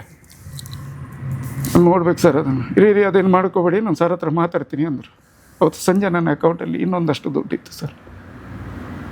ಮಗನ ಫೀಸ್ ಕ್ಲಿಯರ್ ಮಾಡಿದೆ, ನೆಮ್ಮದಿ ಆಯಿತು. ಆರಾಮಾಗಿ ಕೂತಿದ್ದ ಮೇಲೆ ರೂಬಿ ಅನ್ನೋ ಒಂದು ಸಿನಿಮಾದಲ್ಲಿ ನನಗೊಂದು ಅವಕಾಶ ಸಿಕ್ತು. ಅದು ಒಂದು ಸೀರಿಯಲ್ ಮಾಡ್ತಿದ್ದೆ. ಆ ಸೀರಿಯಲ್ನವರೇ ಪ್ರೊಡ್ಯೂಸರ್ ಮಾಡ್ತಿದ್ದಂಥ ರೂಬಿ ಸಿನಿಮಾದಲ್ಲಿ ಅವಕಾಶ ಸಿಕ್ತು. ಈಗ ನಾನು ಇಲ್ಲಿಗೆ ಬರುವ ಮೊದಲು ನಮ್ಮ ಕುಂದಾಪುರದ ಸಂದೇಶ್ ಶೆಟ್ಟಿ ಅಜ್ರಿ ಅಂತ ಈ ಹಿಂದೆ ಇನಾಮ್ದಾರ್ ಅಂತ ಒಂದು ಮಾಡಿದ್ರು ಸಿನಿಮಾ. ಅದರಲ್ಲಿ ಒಂದು ಮುಖ್ಯ ಪಾತ್ರ ಮಾಡಿದ್ದೆ, ಇನಾಮ್ದಾರ್ ಪಾತ್ರ ನಾನು ಮಾಡಿದ್ದೆ. ಆ ಹುಡುಗ ನನಗೆ ತಮ್ಮನಿಗಿಂತಲೂ ಹೆಚ್ಚು ತುಂಬ ಒಳ್ಳೆ ಹುಡುಗ. ಈ ಸಿನಿಮಾದ ಹಸಿವಿರುವಂಥ ಒಬ್ಬ ಹುಡುಗ. ಅವನು ಕರೆದೊಂದು ಪಾತ್ರ ಕೊಟ್ಟರು. ಒಂದು 10 ದಿನ ಅಲ್ಲಿ ಅಭಿನಯಿಸಿದೆ. ಕೈ ತುಂಬ ದುಡ್ಡು ಕೊಟ್ಟರು. ಪೇಮೆಂಟ್ ಅನ್ನೋದನ್ನು ಅಲ್ಲಿ ನಿಜವಾದ ಪೇಮೆಂಟ್ ನೋಡಿದೆ. ಹಾಗಾಗಿ ಈಗ ಸ್ವಲ್ಪ ಉಸಿರಾಡ್ತಿದ್ದೀನಿ. ಮನೆಯ ಕೆಲಸ ಇನ್ನೂ ಮುಗ್ದಿಲ್ಲ, ಅದು ಅರ್ಧದಲ್ಲೇ ಇದೆ. ಈಗ ಸ್ವಲ್ಪ ಉಸಿರಾಟದಲ್ಲಿದ್ದೀನಿ. ನಾನು ಯಾಕೆ ಇದನ್ನೆಲ್ಲ ಹೇಳಿದೆ ಅಂದರೆ, ಸರ್ ದರ್ಶನ್ ಅವ್ರ ಪರವಾಗಿ ಮಾತಾಡೋದೇ ತಪ್ಪ? ಅವ್ರು ಎಂತ ಮಾಡಿದ್ದಾರೆ? ಸರಿ, ಅವ್ರ ಪರವಾಗಿ ನಾನು ಮಾತಾಡಿದೆ ಅಂತ ನನಗೆ 1 ವರ್ಷ 8 ತಿಂಗಳು 18 ತಿಂಗಳು ನೀ ಕೆಲಸ ಕೊಡದೆ ನನ್ನನ್ನು ಯಾಕೆ ದೂರ ಇಟ್ಟು ಕನ್ನಡ ಇಂಡಸ್ಟ್ರಿ? ನನಗೆ ಯಾಕೆ ಶಿಕ್ಷೆ? ಅಲ್ಲಿ ಅವ್ರಿಗೆ ಶಿಕ್ಷೆ ಕೊಡ್ತಿದ್ದಿರ್ತಾನೆ, ಒಂದು ದಿಂಬು ಕೊಡ್ತಿಲ್ಲ, ಒಂದು ಬೆಡ್ ಕೊಡ್ತಿಲ್ಲ, ಏನು ಕೊಡ್ತಿಲ್ಲ, ಟಿ ವಿನಿಲ್ಲ, ಫೋನ್ ಇಲ್ಲ, ಏನು ಕೊಡದೆ ಅವರಿಗೆ ಪಾಪ ಶಿಕ್ಷೆ ಕೊಡ್ತಿದ್ದಿರ್ತಾನೆ. ಸರ್ ಕಾನೂನಲ್ಲಿ ಹಾಗೆ ಏನಾದರೂ ಇದೆಯಾ? 16 ಜೊತೆ ಸೇರಿ ಮಾಡಿದ ಕೊಲೆಗೆ ಮಾತ್ರ ಬೆಲೆ, 5 ಜನರ ಜೊತೆ ಮಾಡಿದ ಕೊಲೆಗೆ ಬೆಲೆ ಇಲ್ಲ ಅಂತ ಏನಾದರೂ ಇದೆಯಾ? ಯಾವತ್ತೂ ಜಾಮೀನು ಸಿಗಬೇಕಿತ್ತಲ್ಲ ಸರ್ ದರ್ಶನ್ ಅವರಿಗೆ. ಯಾಕೆ ಸರ್? ಇದರ ಹಿಂದೆ ಯಾರಿದ್ದಾರೆ ಸರ್? ಲಕ್ಷಾಂತರ ಫೇಕ್ ಅಕೌಂಟ್ ಕ್ರಿಯೇಟ್ ಮಾಡಲಿಕ್ಕೆ ಕಾರಣ ಯಾರು ಸರ್? ಇದೆಲ್ಲ ತಪ್ಪಲ್ವ ಸರ್? ಇದನ್ನೆಲ್ಲ ಯಾರು ಕೇಳ್ತಾರೆ ಸರ್? ಯಾಕೆ ಕೇಳ್ತಿಲ್ಲ? ಮೊನ್ನೆ ಯಾವುದೋ ಹೆಣ್ಮಗಳು, ಚಿತ್ರರಂಗಕ್ಕೆ ಸಂಬಂಧಪಟ್ಟ ಹೆಣ್ಮಗಳು ಭಾಳ ಒಂದು ಹೇಳಿಕೆ ಕೊಟ್ಟಿದ್ದರು, ದರ್ಶನಿಗೆ ಶಿಕ್ಷೆ ಆಗಬೇಕು, ಇಂಥವರು ಪ್ರಪಂಚದಲ್ಲಿ ಇರಬಾರ್ದು. ಏನು ಸರ್, ದರ್ಶನ್ ಒಬ್ಬರೇನೆ ಸರ್ ಒಂದು ವೇಳೆ ಕೊಲೆ ಮಾಡಿದರೆ ಕೊಲೆ ಮಾಡಿರೋದು ಒಂದೇನಾ, ಅಥವಾ ಇದೊಂದೇ ಕೊಲೆ ಕೇಸ? ಈ ಹಿಂದೆ ಕೊಲೆ ನಡೆದೇ ಇಲ್ವಾ ಪ್ರಪಂಚದಲ್ಲಿ? ಕರ್ನಾಟಕದಲ್ಲಿ ನಡೆದಂಥ ಒಬ್ಬ ಚಿತ್ರನಟನ ಇರುವಿಕೆಯಲ್ಲಿ ನಡೆದಂಥ ಕೊಲೆ ಮಾತ್ರ ಕೊಲೆ.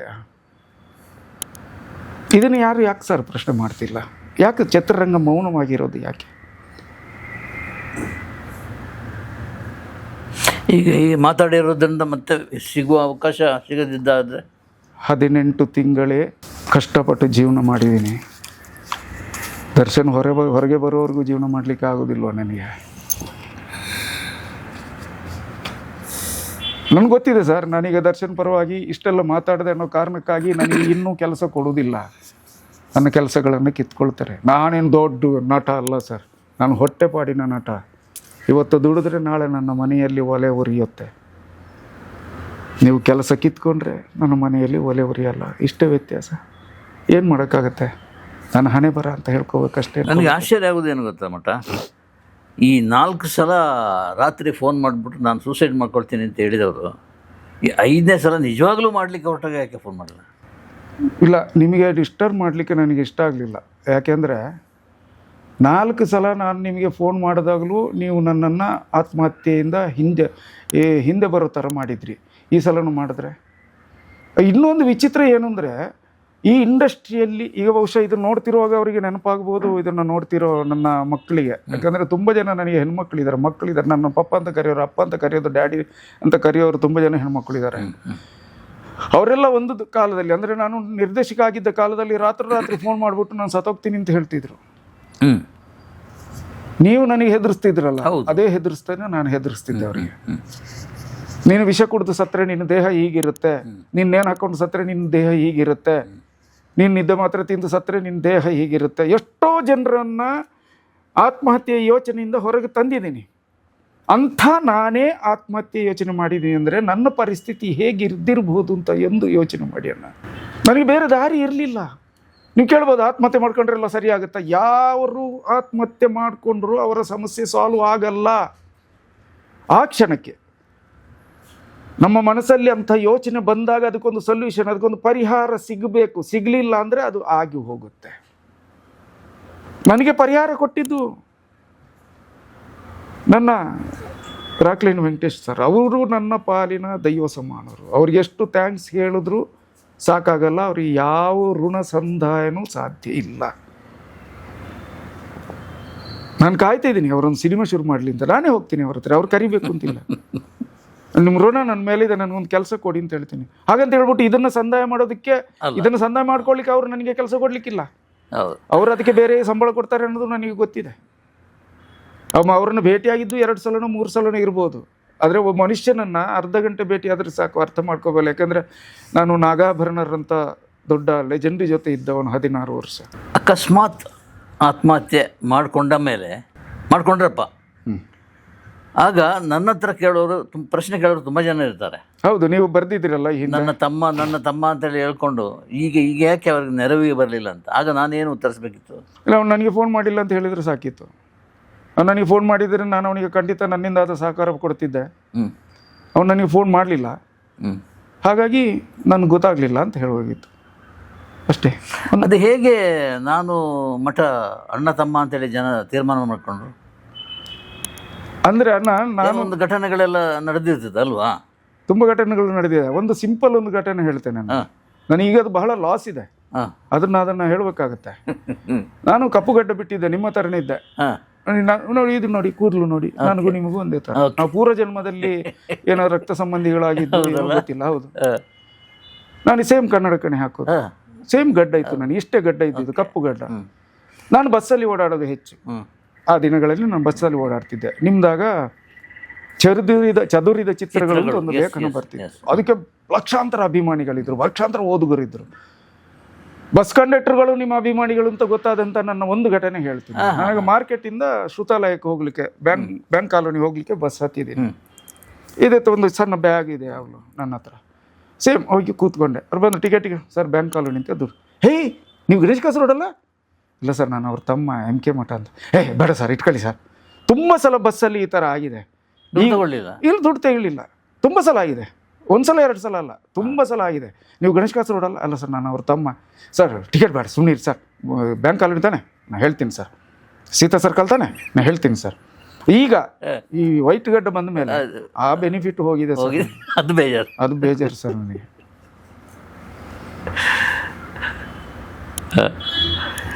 ಈಗ ಮನೆ ಯಾವ ಸ್ಥಿತಿಯಲ್ಲಿದೆ? 4 ಗೋಡೆ, ನೆಲದಲ್ಲಿ ಗ್ರಾನೈಟು, ಗೋಡೆಯಲ್ಲಿ ಬಣ್ಣ ಇಲ್ಲ, ಬಣ್ಣ ಮಾಸಿದ ಬದುಕು ಆಗಿತ್ತು. ಇನ್ನೇನು ಬೆಳಕು ಬರ್ಬೋದು ಅಂದ್ಕೊಂಡೆ. ಆದರೆ ಈಗ ನಾನು ದರ್ಶನ್ ಬರುವಾಗ ಮಾತಾಡಿದ ಮೇಲೆ ಆ ಬಣ್ಣದ ಬೆಳಕಿನ ಬಲ್ಬೆ ಹೊಡೆದೋಗುತ್ತೆ ಏನೋ ಗೊತ್ತಿಲ್ಲ. ಇದು ನಗಬೇಕಾದ್ದು ಅಳಬೇಕಾದ ಪರಿಸ್ಥಿತಿ. ನನಗೂ ಅಳಬೇಕು ಅಂತ ಅನ್ನಿಸ್ತಿದೆ. ಆದರೆ ನನಗೆ ಹತ್ತ ತಕ್ಷಣ ಅಲ್ಲಿ ಕಮೆಂಟ್ ಬರುತ್ತೆ, ನೋಡಿ ಆ ಮುದುಕ ನಾಟಕ ಮಾಡ್ತಿದ್ದ, ಅವ್ನ ಕಣ್ಣಲ್ಲಿ ನೀರು ಬರ್ತಿಲ್ಲ, ಅವ್ನ ಧ್ವನಿ ಮಾತ್ರ ಅಳೋ ಥರ ಇದೆ ಅಂತ ಕಮೆಂಟ್ ಬರುತ್ತೆ. ಈಗಾಗಲೇ ಬಂದಿರುತ್ತೆ. ಈಗ ಟೆಲಿಕಾಸ್ಟ್ ಮಾಡಿ ಸರ್, ಟೆಲಿಕಾಸ್ಟ್ ಮಾಡಿ ಒಂದು ಅರ್ಧ ಗಂಟೆಯಲ್ಲಿ ನೀವು ಕಮೆಂಟ್ ಬಾಕ್ಸ್ ನೋಡಿ ಸರ್. ಎಷ್ಟು ಫೇಕ್ ಅಕೌಂಟಲ್ಲಿ ಕೆಟ್ಟದಾಗಿ ದರ್ಶನ್ ಅವರಿಗೆ ಕೆಟ್ಟದಾಗಿ, ನನಗೆ ಕೆಟ್ಟದಾಗಿ ಎಷ್ಟು ಜನ ಮಾತಾಡಿರ್ತಾರೆ ಅಂತ ನಿಮಗೆ ಗೊತ್ತಾಗುತ್ತೆ. ದರ್ಶನ್ ಏನು ತಪ್ಪು ಮಾಡಿದ್ರು ಅಂತ ಅವ್ರ ಮೇಲೆ ಇಷ್ಟೊಂದು ದ್ವೇಷ ಸಾಧಿಸ್ತಿದ್ದಾರೆ ಗೊತ್ತಿಲ್ಲ. ಯಾರಿಗೂ ಅವ್ರು ಅನ್ಯಾಯ ಮಾಡಿರಲ್ಲ. ಆ ಕೈಲಿಂದ ಬಾಯಿ ಬಡಕ ಏನು ಬಾಯಿ ತಪ್ಪಿ 4 ಮಾತು ಅಂದಿರ್ಬೋದು. ಸರ್ ನಾನು ಕೊಲೆ ಮಾಡ್ತೀನಿ ರೀ ಇಂತ ಅಂದ ತಕ್ಷಣ ನಾನು ಕೊಲೆ ಮಾಡೋಕ್ಕೆ ಸಾಧ್ಯನ ಸರ್? ಏನು ವಿವೇಚನೆ ಇಲ್ವೋ ಸರ್? ದರ್ಶನ್ ಏನು ವಿವೇಚನೆ ಇಲ್ದಿರುವಂಥ ಹುಡುಗನ? ನೀನಾಸನದಲ್ಲಿ ಕಡಿದು ಬಂದಿರುವಂಥ ಹುಡುಗ. ರಂಗಭೂಮಿ ಅಂದರೆ ಏನು ಸರ್? ನಿಮ್ಮ ಭಾಷೆಯನ್ನು, ನಿಮ್ಮ ನಡತೆಯನ್ನು, ನಿಮ್ಮ ಉಚ್ಚರಿಸುವ ಶಬ್ದವನ್ನು ಸರಿದಾರಿಗೆ ತರುವಂತಹ ಒಂದು ರಂಗಭೂಮಿ ಅದು. ರಂಗಭೂಮಿಯಿಂದ ಬಂದಿರುವಂಥ ಒಬ್ಬ ಹುಡುಗ ಆ ಥರದ ಕೆಲಸ ಮಾಡೋದಕ್ಕೆ ಸಾಧ್ಯನೇ ಇಲ್ಲ ಸರ್. ಹೇಳ್ಬೋದೇ ಅದು ಇದು ಅಂತೆಲ್ಲ ದೊಡ್ಡದಾಗಿ ಕೆಟ್ಟ ಮಾತು ಬಂತು ಸರ್, ನಾನು ಹೇಳಿಲ್ಲ. ಅದನ್ನೆಲ್ಲ ಹೇಳ್ಬೋದು ಸರ್, ಹೇಳ್ಬೋದು ಅಷ್ಟೇ. ಆ ಥರ ನಡ್ಕೊಳ್ಳೋಕ್ಕಾಗಲ್ಲ ಸರ್. ಈಗ ರಂಗಭೂಮಿ ಅದನ್ನು ಕಲಿಸೋದಿಲ್ಲ. ರಂಗಭೂಮಿ ನೆಲದಲ್ಲಿ ಕೂರಿಸಿ ನಮಗೆ ಪಾಠ ಕಲಿಸುತ್ತೆ, ಪಾಠ ಮಾಡುತ್ತೆ. ನಾನು ರಂಗಭೂಮಿಯಿಂದಲೇ ಬಂದವನು ಸರ್. ನಾವು ನೆಲದಲ್ಲಿ ಕೂತು ಕಲಿತವರು. ಈಗಿನ ಹುಡುಗರಿಗೆ ಬಿಡಿ, ಚೇರ್ ಬರುತ್ತೆ, ಕ್ಯಾರವಾನ್ ಬರುತ್ತೆ. ಅದರ ಬಗ್ಗೆ ನಾನು ಯೋಚನೆ ಮಾಡಿದೆ.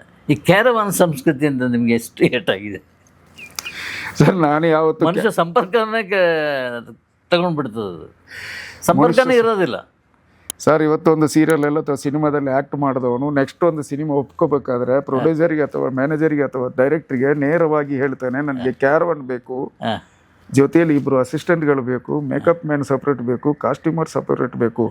ನಾ ಹೀರೋಗಳ ಬಗ್ಗೆ ಮಾತಾಡ್ತಿಲ್ಲ ಸರ್, ಯಾಕೆಂದರೆ ಅವ್ರದ್ದೊಂದು ಸಪ್ರೇಟ್ ವಿಂಗ್ ಅಂತ ಅನ್ಕೊಳ್ಳಿ, ಅವ್ರಿಗೆ ಅದು ಬೇಕಾಗತ್ತೆ ಸರ್. ಇವತ್ತೊಂದು ಸೀರಿಯಲಲ್ಲಿ ಒಂದು ಪಾತ್ರ ಮಾಡಿದವನಿಗೆ ನಾಳೆ ಸಿನಿಮಾದಲ್ಲಿ ಒಂದು ಅವಕಾಶ ಸಿಕ್ಕಿದಾಗ ಅವನು ಹೇಗೆ ಸರ್ ಕ್ಯಾರವಾನ್ ಕೇಳ್ತಾನೆ? ನಾನು ಕ್ಯಾರವಾನ್ ಹತ್ತಲ್ಲ ಸರ್. ಎಷ್ಟು ಜನ ಅಸಿಸ್ಟೆಂಟ್ಗಳು ಕೇಳ್ತಾರೆ ಕ್ಯಾರವಾನ್ ಯಾಕೆ ಸರ್ ಹೋಗಲ್ಲ ಅಂತ. ಸರ್ ಹೋಗಿ ಸರ್, ಅಲ್ಲಿ ರೆಸ್ಟ್ ಚೇಂಜ್ ಮಾಡಿ, ಅಲ್ಲಿ ರೆಸ್ಟ್ ತಗೊಳ್ಳಿ ಸರ್, ಕರೀತಿ ಸರ್. ನನ್ನ ಮನೆಯಲ್ಲಿ ನಾನು ಇರುವ ಸ್ಥಿತಿ ಏನು? ಶೂಟಿಂಗ್ ಹೋದಾಗ ನಾನು ಇರುವ ಸ್ಥಿತಿ ಏನು? ನಾನು ಯಾಕೆ ಸರ್ ಕ್ಯಾರವಾನ್ ಹತ್ತಬೇಕು? ನಾನು AC ಇಲ್ದಿದ್ರೆ ಆಗಲ್ವಾ? ಪಾಪ ಡೈರೆಕ್ಟ್ರು ಅಸಿಸ್ಟೆಂಟು, ಪ್ರೊಡಕ್ಷನ್ ಬಾಯ್ಗಳು, ಲೈಟ್ ಬಾಯ್ಗಳು ಕಷ್ಟಪಟ್ಟು ಬಿಸಿಲಿಗೆ ಕೆಲಸ ಮಾಡ್ತಿರ್ತಾರೆ, ಬೆವರು ಸುರಿಸ್ಕೊಂಡು. ಈ ಕಲಾವಿದರು, ಇವತ್ತು ನಿನ್ನೆ ಬಂದ ಕಲಾವಿದರು ಕ್ಯಾರವಾನಲ್ಲಿ ಅಸಿಸ್ಟೆಂಟ್ಗಳ ಜೊತೆ ಕೈಕಾಲು ಒತ್ತಿಸ್ಕೊಂಡು ಆರಾಮಾಗಿ ಮಲಗಿರ್ತಾರೆ. ಒಂದು ಸಣ್ಣ ಉದಾಹರಣೆ ಹೇಳ್ತೀನಿ ಸರ್. ಈ ಕ್ಯಾರವಾನ್ ನಮ್ಗೆ ಸಿನಿಮಾದ ಹೆಸರು, ನಿರ್ದೇಶಕರ ಹೆಸರು ಹೇಳಿದ್ರೆ ಕಷ್ಟ ಆಗುತ್ತೆ, ಕಲಾವಿದ ಯಾರು ಅಂತ ಗೊತ್ತಾಗ್ಬಿಡುತ್ತೆ. ಆದರೆ ಆ ನಿರ್ದೇಶಕರಿಗೆ ಗೊತ್ತಾಗುತ್ತೆ ಈಗ ನಾನು ಮಾತಾಡೋದು. ಓಕೆ. ಇಲ್ಲ ಮಂಗಳೂರಲ್ಲೆಲ್ಲೋ ಶೂಟಿಂಗ್ ನಡೀತಿತ್ತು ಸರ್. ಹೋದೆ ಅಲ್ಲಿಗೆ. ಇದೆಲ್ಲ ದರ್ಶನ್ ಪರವಾಗಿ ನಾನು ಮಾತಾಡುವ ಹಿಂದಿನ ಕಥೆಗಳು. ಓಕೆ. ಹೋದಾಗ ಅಸಿಸ್ಟೆಂಟ್ಗಳು ಬಂದು ಹೇಳಿದ್ರು, ಸರ್ ಕ್ಯಾರವನಲ್ಲಿ ಕಾಸ್ಟ್ಯೂಮ್ ಚೇಂಜ್ ಮಾಡ್ಕೊಳ್ಳಿ ಸರ್ ಅಂತ. ನಾನು ಕಾಸ್ಟ್ಯೂಮ್ ಗಾಡಿ ಹತ್ರ ಹೋದೆ. ನಾವು ರಂಗಭೂಮಿಯಿಂದ ನಾವು ಎಲ್ಲೂ ಬೇಕಾದರೂ ಕಾಸ್ಟ್ಯೂಮ್ ಚೇಂಜ್ ಮಾಡ್ತೀವಿ ಸರ್. ಅಲ್ಲಿ ಕಾಸ್ಟ್ಯೂಮ್ ಚೇಂಜ್ ಮಾಡಿದೆ, ಬ್ಯಾಗ್ ಅವನ ಕೊಟ್ಟೆ. ನಾನು ಯಾವಾಗಲೂ ಕಾಸ್ಟ್ಯೂಮ್ ಅವ್ರನ್ನ, ಮೇಕಪ್ನವ್ರನ್ನ, ಪ್ರೊಡಕ್ಷನ್ ಅವ್ರನ್ನ, ಲೈಟ್ ಬಾಯ್ಸ್ಗಳನ್ನ ಭಾಳ ಚೆನ್ನಾಗಿ ಇಟ್ಕೋತೀನಿ. ಯಾಕಂದರೆ ಅವ್ರ ಕಷ್ಟ ಏನು ಅನ್ನೋದು ನನಗೆ ಗೊತ್ತಿದೆ. ನಾನು ಕಷ್ಟದಿಂದಲೇ ಬಂದವನು. ನಾನು ಕ್ಲಾಬ್ ಬಾಯ್ ಆಗಿ ಬಂದವನು, ಅಸಿಸ್ಟೆಂಟ್ ಆಗಿ, ಅಸೋಸಿಯೇಟ್ ಆಗಿ, ಸ್ಕ್ರಿಪ್ಟ್ ರೈಟರ್ ಆಗಿ, ಎಪಿಸೋಡ್ ಡೈರೆಕ್ಟರ್ ಆಗಿ ಇದ್ದವನು ನನ್ನ ಮಹಾಗುರುಗಳು ನಾಗಾಭರಣ ಸರ್ ಜೊತೆ. ಅವರ ಕಷ್ಟಗಳು ನನಗೆ ಗೊತ್ತಿದೆ. ನಾನು ಅವ್ರ ಜೊತೆಗೆ ಸೇರಿ ಕೆಲಸ ಮಾಡ್ತಿದ್ದೆ ಆ ದಿನಗಳಲ್ಲಿ. ಅಷ್ಟೊತ್ತಿಗೆ ಇವರು ಡೈರೆಕ್ಟರ್ ಬಂದರು. ಎಲ್ಲ ನಾ ಕಾಸ್ಟ್ಯೂಮ್ ಇಲ್ಲ, ಯಾಕಣ್ಣ ಕಾಸ್ಟ್ಯೂಮ್ ಇದು ಕ್ಯಾರವನ್ ಇತ್ತಲ್ಲ, ಹೋಗಿ ಕೂತ್ಕೊಳ್ಳೋಕೆ ಹೋಗೋಣ, ಅರ್ಧ ಗಂಟೆ ಕೂತ್ಕೊಂಡು ಬಾ ಅಂದರು. ಸರಿ ಕ್ಯಾರವನ್ ಒಳಗೋದೆ. ಅಲ್ಲೊಬ್ಬ ಹುಡುಗ ಇದ್ದಾರೆ, ಆರ್ಟಿಸ್ಟ್, ಅವರೊಂದು ಪಾತ್ರ ಮಾಡ್ತಿದ್ದಾರೆ. ನಾನು ಅಲ್ಲೋಗಿ ಒಂದು ಮೂಲೆಯಲ್ಲಿ ಕೂತ್ಕೊಂಡೆ. ಅವ್ರು ಹೇಳಿದಾರಲ್ಲ ಒಂದು ಅರ್ಧ ಗಂಟೆ ಕೂತ್ಕೊಳ್ಳಿ. ಮ್ಯಾನೇಜರ್ ಬಂದರು. ಮ್ಯಾನೇಜರ್ನ ಇವ್ರು ಕರೆಸಿದ್ದು ಅಂತ ಕಾಣುತ್ತೆ ಅಲ್ಲಿದ್ದಂಥ ಕಲಾವಿದರು. ಮ್ಯಾನೇಜರ್ ಬಂದರು, ಸರ್ ಹೇಳಿ ಸರ್, ಒಂದು ಸಿನಿಮಾನೇ 2 ಸಿನಿಮಾ ಮಾಡಿದ್ದಾರೆ. ಏನ್ರಿ ನಮಗೊಂದು ಅರ್ಧ kg ಫ್ರೂಟ್ಸ್ ತಂದು ಕೊಡೋಕ್ಕಾಗಲ್ವ ನಿಮಗೆ? ಒಂದು ಜ್ಯೂಸ್ ತಂದು, ಒಂದು ಎಳ್ನೀರು ತಂದು ಕೊಡೋಕ್ಕಾಗ, ಈ ಬಿಸಿಲಿಗೆ ಹೆಂಗ್ರಿ ಜೀವನ ಮಾಡೋದು? ತುಂಬ ಬೈದು ಹಾಕ್ಬಿಟ್ರು ಮ್ಯಾನೇಜರ್ಗೆ. ತರ್ಸಿನಿ ಸರ್. ಪಾಪ ಅವ್ರು ಏನು ಮಾಡ್ತಾರೆ ಮ್ಯಾನೇಜರ್ಗಳು, ಇವರು ಹೇಳೋ ಮಾತನ್ನು ಕೇಳಬೇಕು. ಅವರು ಪ್ರೊಡ್ಯೂಸರ್ಗೆ ಒಬ್ಬೇ ಆಗಿರುವಂಥವ್ರು. ಇವನ ಮಾತನ್ನು ಅವ್ರು ಕೇಳಿಸ್ಕೊಂಡು ಸರ್ ಅವನ್ನ ಅಕಸ್ಮಾತ್ ಸಿಟ್ಟು ಮಾಡ್ಕೊಂಡು ಹೋದರೆ ಶೂಟಿಂಗ್ ನಿಂತೋಗುತ್ತೆ. ಅದು ಏನು ಮಾಡಿದ್ರೋ ಗೊತ್ತಿಲ್ಲ. ಅದಾಗಿ 1 ತಿಂಗಳು ಕಳೆದು ನಾನು ಯಾವುದೋ ಒಬ್ಬರು ವ್ಯಕ್ತಿನ ಹುಡ್ಕೊಂಡು ಗಾಂಧಿನಗರದಲ್ಲಿ ಅಲ್ಲಾಡ್ತಾ ಇದ್ದೀನಿ. ಈ ಮನುಷ್ಯ ಒಂದು ಹಳೆ ಶರ್ಟು, ಒಂದು ಪ್ಯಾಂಟ್, ಈ ಫ್ರೂಟ್ಸ್ ಕೇಳಿದವನು ಹಳೆ ಶರ್ಟು ಹಳೆ ಪ್ಯಾಂಟ್ ಹಾಕ್ಕೊಂಡು ಅಲ್ಲಿದ ಓಡಾಡ್ಕೊಂಡು ಬರ್ತಿದ್ದಾನೆ. ನನ್ನ ನೋಡಿ, ಸಾರ್ ನಮಸ್ಕಾರ ಸರ್ ಅಂದ. ನಮಸ್ಕಾರ, ಏನಿಲ್ಲಿ? ಅದಕ್ಕೆ ಕೆಲಸ ಹುಡ್ಕೊಂಡು ಹೋಗ್ತಿದ್ದೀನಿ ಸರ್. ಸರಿಪ್ಪ ಸರಿ, ದೇವ್ರು ಒಳ್ಳೇದು ಮಾಡಲಿ ಅಂತೇಳಿ ಬಂದೆ. ಯಾಕೆ ಸರ್ ಆ ದುರಹಂಕಾರ ಅಲ್ಲಿ ಯಾಕೆ ತೋರಿಸ್ಬೇಕು? ಕ್ಯಾರವನ್ ಬೇಕು ಅಂತ ಯಾಕೆ ಹೇಳಬೇಕು? ಫ್ರೂಟ್ಸ್ ಬೇಕು, ಜ್ಯೂಸ್ ಬೇಕು ಅಂತ ಯಾಕೆ? ಇನ್ನೊಂದು ಪ್ರಕರಣ ಇದೆ ಸರ್. ಈ ಶೂಟಿಂಗ್ ನಡೆಯುವಾಗ ಆನಂದ್ರ, ನಾನು ಈ ಮಾತು ಹೇಳ್ತಿದ್ದೀನಿ ಅಂತ ನನ್ನ ಹೊಟ್ಟೆಗೆ ಹೊಡಿಬೇಡ್ರಪ್ಪ. ನನಗಾಗಿರೋ ನೋವನ್ನು ನಾನು ಹೇಳ್ಕೊತಿದ್ದೀನಿ. ಕೆಲವು ಶೂಟಿಂಗಲ್ಲಿ ಸರ್ ಟಿಫಿನ್ ಇರುತ್ತೆ, ಓಕೆ ಫೈನ್, ಎಲ್ಲ ಆಯಿತು. ಒಂದು 11-12 ಗಂಟೆ ಆಗುವಾಗ ಈ ಕೆಲವರಿಗೆ ದೊಡ್ಡ ವ್ಯಕ್ತಿಗಳಿಗೆ, ನಾನೆಲ್ಲ ಮೂಲೆಯಲ್ಲಿ ಕೂತಿರ್ತೀನಿ, ನಾನು ಚೇರ್ ಹಾಕ್ಕೊಂಡು, ನಾನು ಯಾವತ್ತೂ ಮಾನಿಟ್ರ್ ಮುಂದೆ ಚೇರ್ ಹಾಕ್ಕೊಂಡು ಕೂರಲ್ಲ. ಮಾನಿಟ್ರ್ ಇರುವ ಅಷ್ಟು ಜಾಗಕ್ಕೆ ಪಾವಿತ್ರ್ಯತೆ ಇದೆ ಅಂತ ನನ್ನ ಕಲ್ಪನೆ, ನನ್ನ ಭಾವನೆ. ಅದು ಭ್ರಮೆ ಅಲ್ಲ, ನಿಜ. ಅಲ್ಲಿ ಡೈರೆಕ್ಷನ್ ವಿಭಾಗದವರು ಕೂತಿರ್ಬೇಕು ಅಷ್ಟೇ. ಅಲ್ಲೆಲ್ಲ ನಾನೇ ಎಲ್ಲ ದೂರದಲ್ಲಿ ಕೂತಿರ್ತೀನಿ, ಅಸಿಸ್ಟೆಂಟ್ಗಳಿಗೆ ಹೇಳಿ ದೂರದಲ್ಲಿ ಕೂತಿರ್ತೀನಿ. ಈ 12 ಗಂಟೆ ಆಗುವಾಗ ಬಾಲಲ್ಲಿ ಫ್ರೂಟ್ಸ್ ಹೋಗುತ್ತೆ ಸರ್. ಕೆಲವರಿಗೆ ದೊಡ್ಡವ್ರಿಗೆ ಫ್ರೂಟ್ಸ್ ಹೋಗುತ್ತೆ. ಅವರು ಅದನ್ನು ಗಬ ತಿಂತಿರ್ತಾರೆ. ಪಾಪ ಶೂಟಿಂಗ್ ಬಂದಿರೋ ಮಕ್ಕಳಲ್ಲಿ ಬಾಯ್ ಅಂತಂತಿರ್ತಾರೆ, ಅವ್ರ ಬಾಯಲ್ಲಿ ನೀರು ಬರ್ತಿರುತ್ತೆ. ಯಾಕೆ ಇಂಥದ್ದು ಯಾಕೆ ನಡಿಬೇಕು? ಬೆಳಿಗ್ಗೆ ತಿಂದರೆ ಮಧ್ಯಾಹ್ನ ತಿಂದರೆ ಸಂಜೆ ತಿಂದರೆ ರಾತ್ರಿ ಅಂತ ಯಾಕೆ ಇರಬಾರ್ದು? ಯಾರಿಗೆ ಲಾಸ್ ಆಗೋದು? ಪ್ರೊಡ್ಯೂಸರಿಗೆ ತಾನೇ ಲಾಸು. ಈಗ ಇವತ್ತು ಆ್ಯಕ್ಟ್ ಮಾಡಿ ನಾಳೆ ಇನ್ನೊಂದು ಸಿನಿಮಾದಲ್ಲಿ ಆ್ಯಕ್ಟ್ ಮಾಡುವಂಥ ಒಬ್ಬ ಹುಡುಗ 2 ಅಸಿಸ್ಟೆಂಟ್ನ ಕರ್ಕೊಂಬರ್ತಾನೆ. ನಾನು ಹೆಣ್ಮಕ್ಳ ಬಗ್ಗೆ ಮಾತಾಡ್ತಿಲ್ಲ, ಯಾಕಂದರೆ ಹೆಣ್ಮಕ್ಳಿಗೆ ಕೂದಲು ಇದು ಸರಿ ಮಾಡಬೇಕು, ಹೇರ್ ಡ್ರೆಸ್ಸರ್ ಬೇಕು, ಮೇಕಪ್ ಮಾಡಲಿಕ್ಕೆ ಬೇಕು, ಅವ್ರ ಕಾಸ್ಟ್ಯೂಮಿಂಗ್ ಬೇಕು. ನಾನು ಗಂಡು ಮಕ್ಕಳ ಬಗ್ಗೆ, ಹೀರೋಗಳ ಬಗ್ಗೆನೂ ಮಾತಾಡ್ತಿಲ್ಲ. ಈ ಒಂದು ಸಿನಿಮಾ ಮಾಡಿ ಇನ್ನೊಂದು ಸಿನಿಮಾಕ್ಕೆ ಹೋಗುವಾಗ ಅವರ ಪರಿವರ್ತನೆ ಬಗ್ಗೆ ಹೇಳ್ತಾ ಇದ್ದೀನಿ. ಅವ್ರು ಯಾಕೆ ಸರ್ 3 ಜನ ಅಸಿಸ್ಟೆಂಟ್ಗಳನ್ನ ಕರ್ಕೊಂಬರ್ಬೇಕು? ಒಬ್ಬ ಛತ್ರಿ ಹಿಡಿಲಿಕ್ಕಂತೆ ಅಂತ ಇವ ಮನೆಯ ಹೊರಗೆ ಅಂಗಳಕ್ಕೆ ಬರುವಾಗ ಛತ್ರಿ ಹಿಡ್ಕೊಂಡೇ ಬರುವುದಾ? ಒಬ್ಬ ಇವನ ಕೂದಲನ್ನು ಜಸ್ಟ್ ಹೀಗೆ ಮಾಡಲಿಕ್ಕೆ, ಕೂದಲಲ್ಲಿ ಒಂದು ಎದ್ದಿರುತ್ತಲ್ಲ ಜಸ್ಟ್ ಹೀಗೆ ಮಾಡೋದು, ಅದಕ್ಕೊಬ್ಬ. ಇನ್ನೊಬ್ಬ ಅವರಿಗೆ ಡ್ರೆಸ್ ಹಾಕಲಿಕ್ಕೆ, ಎಂತಾನ ಅವನಿಗೆ ಡ್ರೆಸ್ ಹಾಕಲಿ, ಅವನು ಸ್ನಾನ ಮಾಡಿ ಒಳ ಉಡುಪು ಕೂಡ ಇವನು ಹಾಕೋದು, ಇವನ ಅಸಿಸ್ಟೆಂಟ್ ಹಾಕೋದ. ಅವನು ಶೂ ಹಾಕಲಿಕ್ಕೆ ಒಬ್ಬ. ಸರ್ ನಾನು ಇದನ್ನು ಯಾಕೆ ಹೇಳ್ತಿದ್ದೀನಿ ಅಂದರೆ, ಇಂಥ ಖರ್ಚುಗಳನ್ನು ಕಮ್ಮಿ ಮಾಡಿ ಪಾಪ ಕಬ್ಬಣ ಹೊರದು 24 ಗಂಟೆ ಬೇಕಾದರೂ ದುಡಿಯೋದಕ್ಕೆ ರೆಡಿಯಾಗಿದ್ದಾರಲ್ಲ ಲೈಟ್ ಬಾಯ್ಸು, ಪ್ರೊಡಕ್ಷನ್ನವರು, ಬೇರೆ ಆರ್ಟ್ ಡಿಪಾರ್ಟ್ಮೆಂಟ್ನವರು, ಇವರೆಲ್ಲ ಪಾಪ ಅವರಿಗೆ ಒಂದು 50-50 ರೂಪಾಯಿ ಜಾಸ್ತಿ ಕೊಟ್ಟರೆ ಆಗಲ್ವಾ ಸರ್? ಅವ್ರು ನೋಡುವಾಗ ಒಂಥರ ಬೇಸರ ಆಗುತ್ತೆ ಸರ್. ಆ ಕೆಲಸ ಮಾಡೋರು ದುಡಿಯುವವರನ್ನು, ನೆಲದಿಂದ ದುಡಿಯುವವರನ್ನು ನೋಡುವಾಗ ಬಹಳ ದುಃಖ ಆಗುತ್ತೆ ಸರ್. ಇದನ್ನು ಕಟ್ ಮಾಡಿ ಈ ಕ್ಯಾರವನ್ ಸಂಸ್ಕೃತಿನ ಬಿಟ್ಟು ದೊಡ್ಡ ಆರ್ಟಿಸ್ಟ್ಗಳಿಗೆ ಕೊಡಿ. ಅವರಿಗೆ ಬೇರೆ ಕಡೆ ಹೋಗ್ಲಿಕ್ಕೆ ಆಗೋದಿಲ್ಲ, ಅವ್ರು ಯಾರೋ ಮನೆಯಲ್ಲಿ ಹೋಗಿ ನನಗೆ ಕಾಸ್ಟ್ಯೂಮ್ ಚೇಂಜ್ ಮಾಡಬೇಕು ಅಂತ ಹೇಳಲಿಕ್ಕೆ ಆಗೋದಿಲ್ಲ.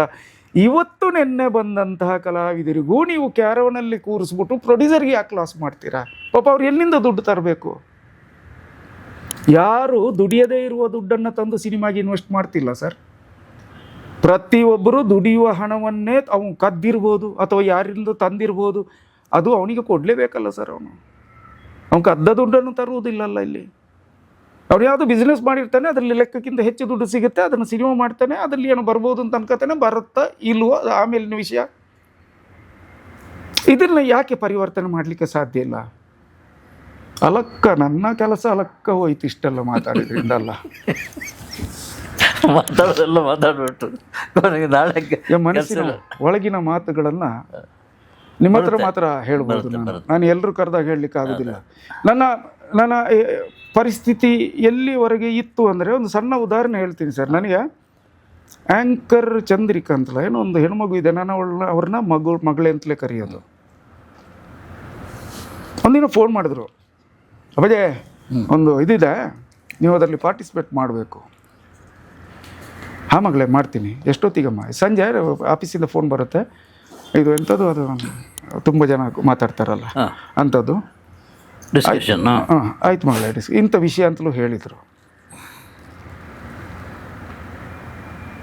ಫೋನ್ ಬಂತು, ಅಲ್ಲಿ ಆಫೀಸಿಂದ ಫೋನ್ ಬಂತು, ಸರ್ ಇನ್ನು 5 ನಿಮಿಷದಲ್ಲಿ ಸ್ಟಾರ್ಟ್ ಆಗುತ್ತೆ, ಇದನ್ನು ಆನ್ ಮಾಡಿ ಇಟ್ಕೊಳ್ಳಿ ಅಂದರು. ಹೆಂಗೆ ಆನ್ ಮಾಡಲಿ? ನೆಟ್ ಬೇಡವಾ? ಮೊಬೈಲ್ ರೀಚಾರ್ಜ್ ಮಾಡಲಿಕ್ಕೆ ನನ್ನ ಹತ್ರ ದುಡ್ಡಿಲ್ಲ, ಏನು ಮಾಡಲಿ ನಾನು? ಅವ್ರಿಗೇನೋ ಆನ್ಸರ್ ಮಾಡೋಕ್ಕಾಗಲಿಲ್ಲ, ಮೊಬೈಲ್ ಆಫ್ ಮಾಡಿಟ್ಟೆ. ರಾತ್ರಿ 8 ಗಂಟೆಗೆ ಮಗಳಿಗೆ ಒಂದು ಮೆಸೇಜ್ ಮಾಡಿದೆ, ಪರಿಸ್ಥಿತಿ ಹೀಗಿದೆ ಮಗ, ನೆಟ್ ಇರಲಿಲ್ಲ, ಹಾಗಾಗಿ ನಾನು ನಿಮ್ಮ ಚರ್ಚೆಯಲ್ಲಿ ಭಾಗವಹಿಸೋಕ್ಕೆ ಆಗಲಿಲ್ಲ, ದಯವಿಟ್ಟು ಕ್ಷಮಿಸು ಅಂತ. ವಿದಿನ್ 10 ಮಿನಿಟ್ಸ್ ನನ್ನ ಅಕೌಂಟಲ್ಲಿ 1,000 ರೂಪಾಯಿ ಇತ್ತು. ಆ ಹೆಣ್ಣುಮಗಳು, ಪತ್ರಕರ್ತೆ ಹೆಣ್ಣುಮಗಳು ಕಳಿಸಿರೋದು. ನನ್ನ ಪರಿಸ್ಥಿತಿ ಯಾವ ಸ್ಥಿತಿಯಲ್ಲಿ ಇರ್ಬೋದು ಯೋಚನೆ ಮಾಡಿ ಸರ್.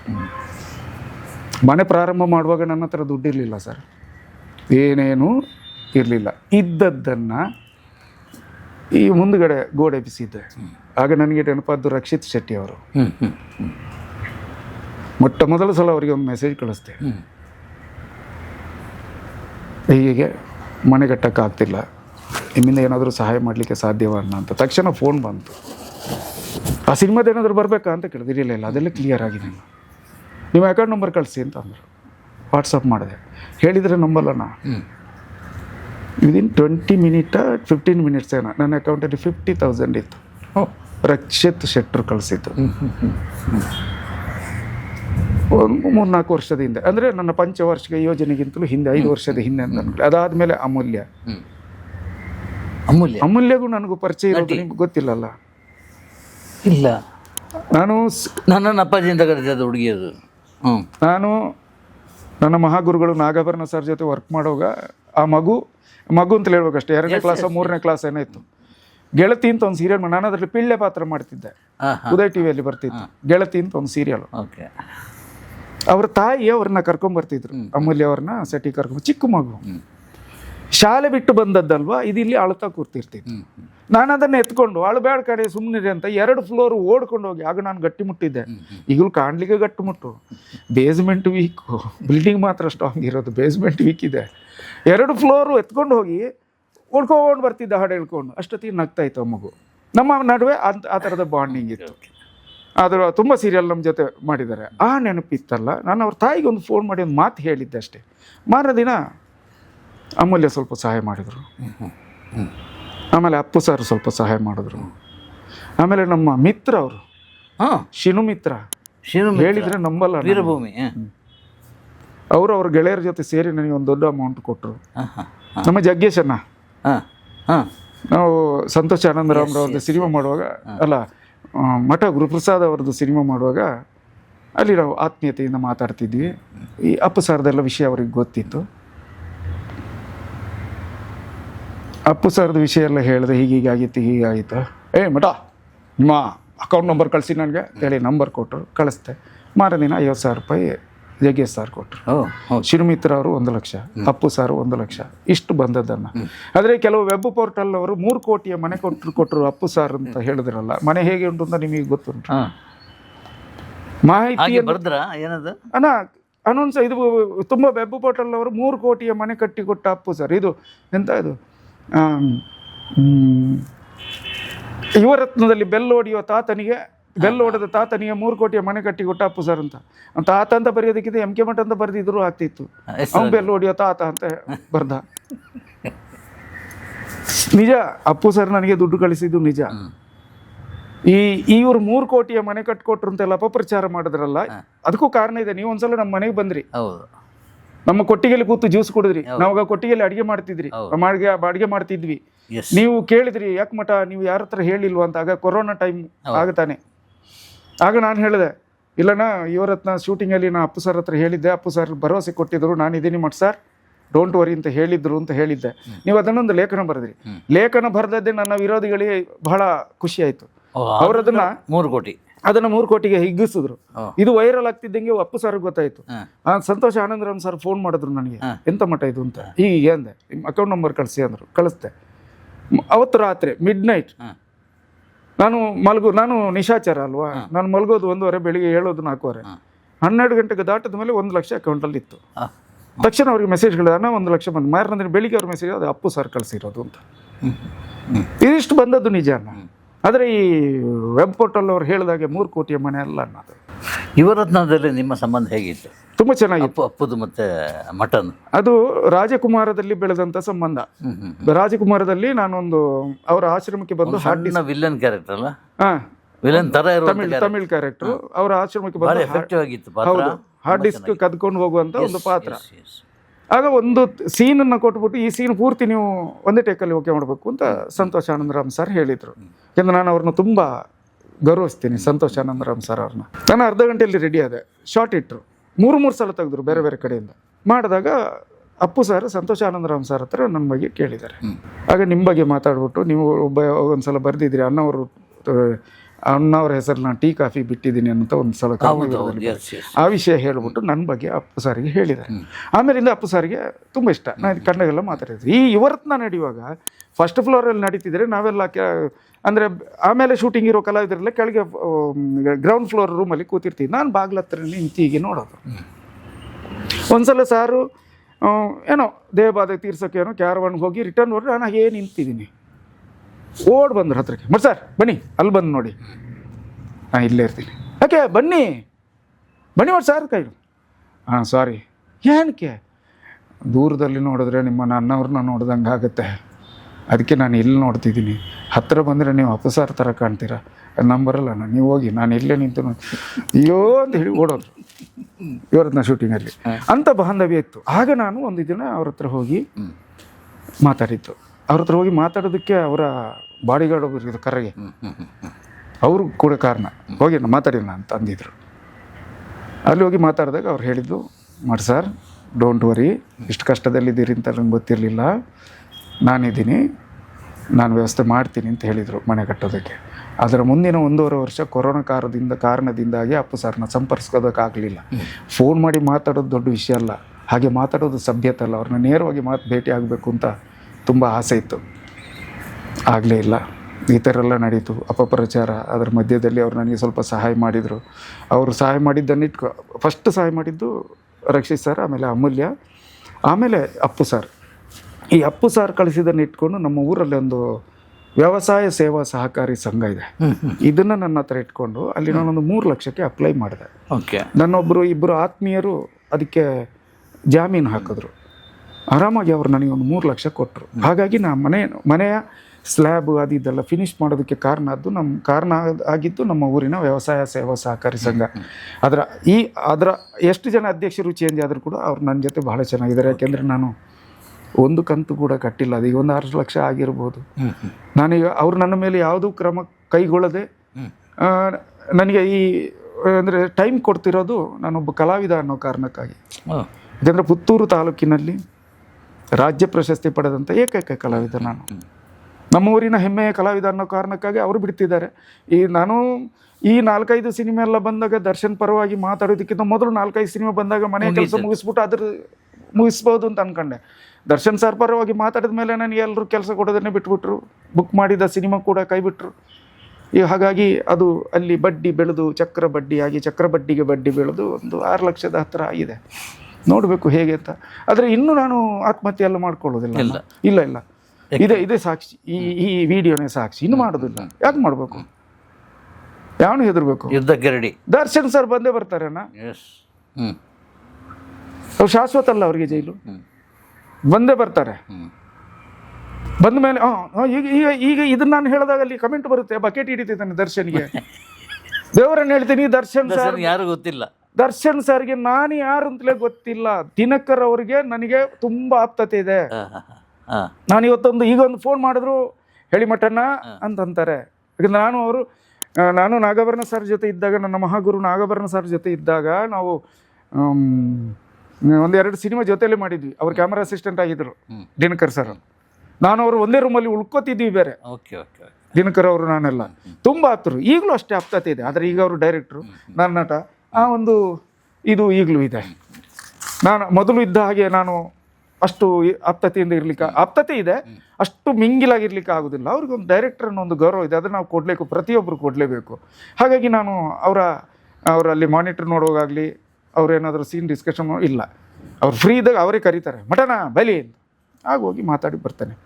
ನನಗೆ ದಿನಕರ್ ಮಾತ್ರ ಪರಿಚಯ. ನಾನು ಬಕೆಟ್ ಹಿಡಿತಾ ಇಲ್ಲ, ಸಿಂಟೆಕ್ಸ್ ಹಿಡಿತಾ ಇಲ್ಲ, ಚೊಂಬು ಬೋಗುಣಿ ಅದು ಏನು ಹಿಡಿತಾ ಇಲ್ಲ. ನನ್ನ ಓಪನ್ ಒಪಿನಿಯನ್ ಹೇಳ್ತಾ ಇದ್ದೀನಿ, ದರ್ಶನ್ ಅವರು ಕೊಲೆ ಮಾಡಿರೋದಕ್ಕೆ ಸಾಧ್ಯವೇ ಇಲ್ಲ.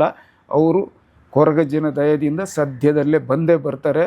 ಅವರು ಇನ್ನೇನೋ ಒಂದು ಮಾತು ಹೇಳಬೇಕಿತ್ತು, ಬೇಡ ಅಂತ ಅನ್ನಿಸ್ತು. ವಾಮಾಚಾರದ ಬಗ್ಗೆ ಹೇಳಬೇಕಿತ್ತು. ಕುಕ್ಕನ ಬಗ್ಗೆ ಏನಾದರೂ ಜ್ಞಾಪಕ ಉಂಟಾ? ಖಂಡಿತ ಜ್ಞಾಪಕ ಇದೆ. ಕುಕ್ಕ ಹೇಳಿದ ಮರದ ಕತೆ. ಆಗ ತಾನೇ ನನ್ನ ಗಗ್ಗರ ಮುಗಿದಿತ್ತು. ಒಂದು ದಿನ ನನಗೊಂದು ಫೋನ್ ಬರುತ್ತೆ ಗಣೇಶ್ ಕಾಸರಗೋಡು ಅನ್ನೋ ವ್ಯಕ್ತಿಯಿಂದ. ಮಠ, ನನ್ನ ಮಗ ಸಿನಿಮಾ ಅದು ಶಾರ್ಟ್ ಫಿಲ್ಮ್ ಮಾಡ್ತಿದ್ದಾನೆ, ನೀವು ಅದರಲ್ಲಿ ಮಾಡಬೇಕು. ಆಯ್ತಣ್ಣ ಎಂತ ಒಂದೇ ಸಲ ಆಯಿತು ಅಂತ ಹೇಳಿದ. ನೀವು ಹೇಳಿದ ಮೇಲೆ ಅಷ್ಟೇನಾ, ಮುಗೀತು, ಆಯಿತು ಮಾಡ್ತೇನೆ. ಸುಳ್ಳ್ಯದಲ್ಲಿಯ ಶೂಟಿಂಗು, ಇರಲಿ ಅಣ್ಣ, ನಿನ್ನ ಪಾತ್ರ ಎಂತಂತೆಲ್ಲ ಹೇಳ್ತಾನೆ. ಆಯ್ತಾ ಮಗ ಹೇಳ್ತಾನೆ. ಅಭಿಷೇಕ್ ಫೋನ್ ಬಂತು. ಅಭಿಷೇಕ್ ನನ್ನ ಹತ್ರ ಎಲ್ಲ ಮಾತಾಡಿದ್ರು. ಅಣ್ಣ ಹತ್ರ, ಪಾಪ ತುಂಬ ಒಳ್ಳೆ ಹುಡುಗ, ಅಣ್ಣ ಅಂತೆಲ್ಲ ಮಾತಾಡಿದರು. ಎಲ್ಲ ಫಿಕ್ಸ್ ಆಯಿತು. ಹೋದ್ವಿ ನಾವು ಸುಳ್ಯಕ್ಕೆ ಹೋದ್ವಿ. ಶೂಟಿಂಗ್ ಮಾಡ್ತಾಯಿದ್ವಿ. ಕೊನೆಯಲ್ಲಿ ಒಂದು ಸೀನ್ ಇತ್ತು. ಆ ಸೀನ್ ಇರುವಾಗ ಅದ್ರ ಉದ್ದದೊಂದು ಡೈಲಾಗ್ ಇತ್ತು, ಲೆಂತಿ ಡೈಲಾಗ್. ನೀವು ಅತಿಗೆ ಇದ್ರು ಅಂತ ಕಾಣುತ್ತೆ. ಅಲ್ಲಿ ಯಾರೋ ಲೋಕಲ್ ಒಂದಿಬ್ಬರು ನೀವು ದೂರದಲ್ಲಿ ಕೈ ಕಟ್ಕೊಂಡು ನಿಂತು ನೋಡ್ತಿದ್ರಿ. ನಾನು ಮರಕ್ಕೂ ಮತ್ತು ಮರದ ಬೇರಿಗೂ ಜನಗಳ ಸಂಬಂಧಕ್ಕೂ ಲಿಂಕ್ ಮಾಡಿ ಮಾತಾಡಬೇಕಿತ್ತು. ಸ್ಕ್ರಿಪ್ಟ್ ಇತ್ತು.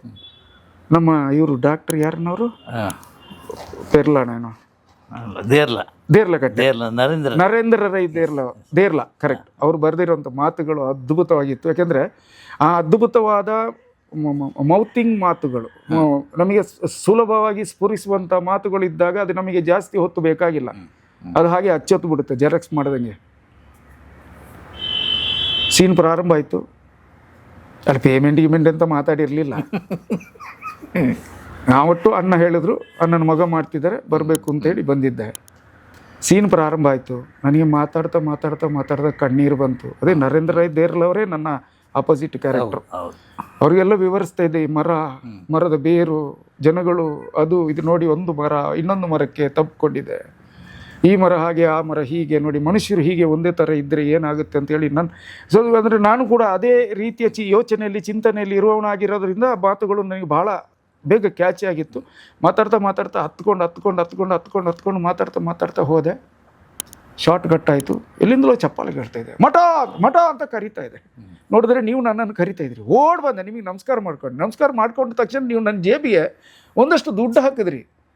ಆ ದಿನಗಳಿಗೆ ಅದು ದೊಡ್ಡದೆ. ಆಮೇಲೆ ನೋಡ್ತೀನಿ 3,000 ರೂಪಾಯಿ ಇತ್ತು ಅದರಲ್ಲಿ.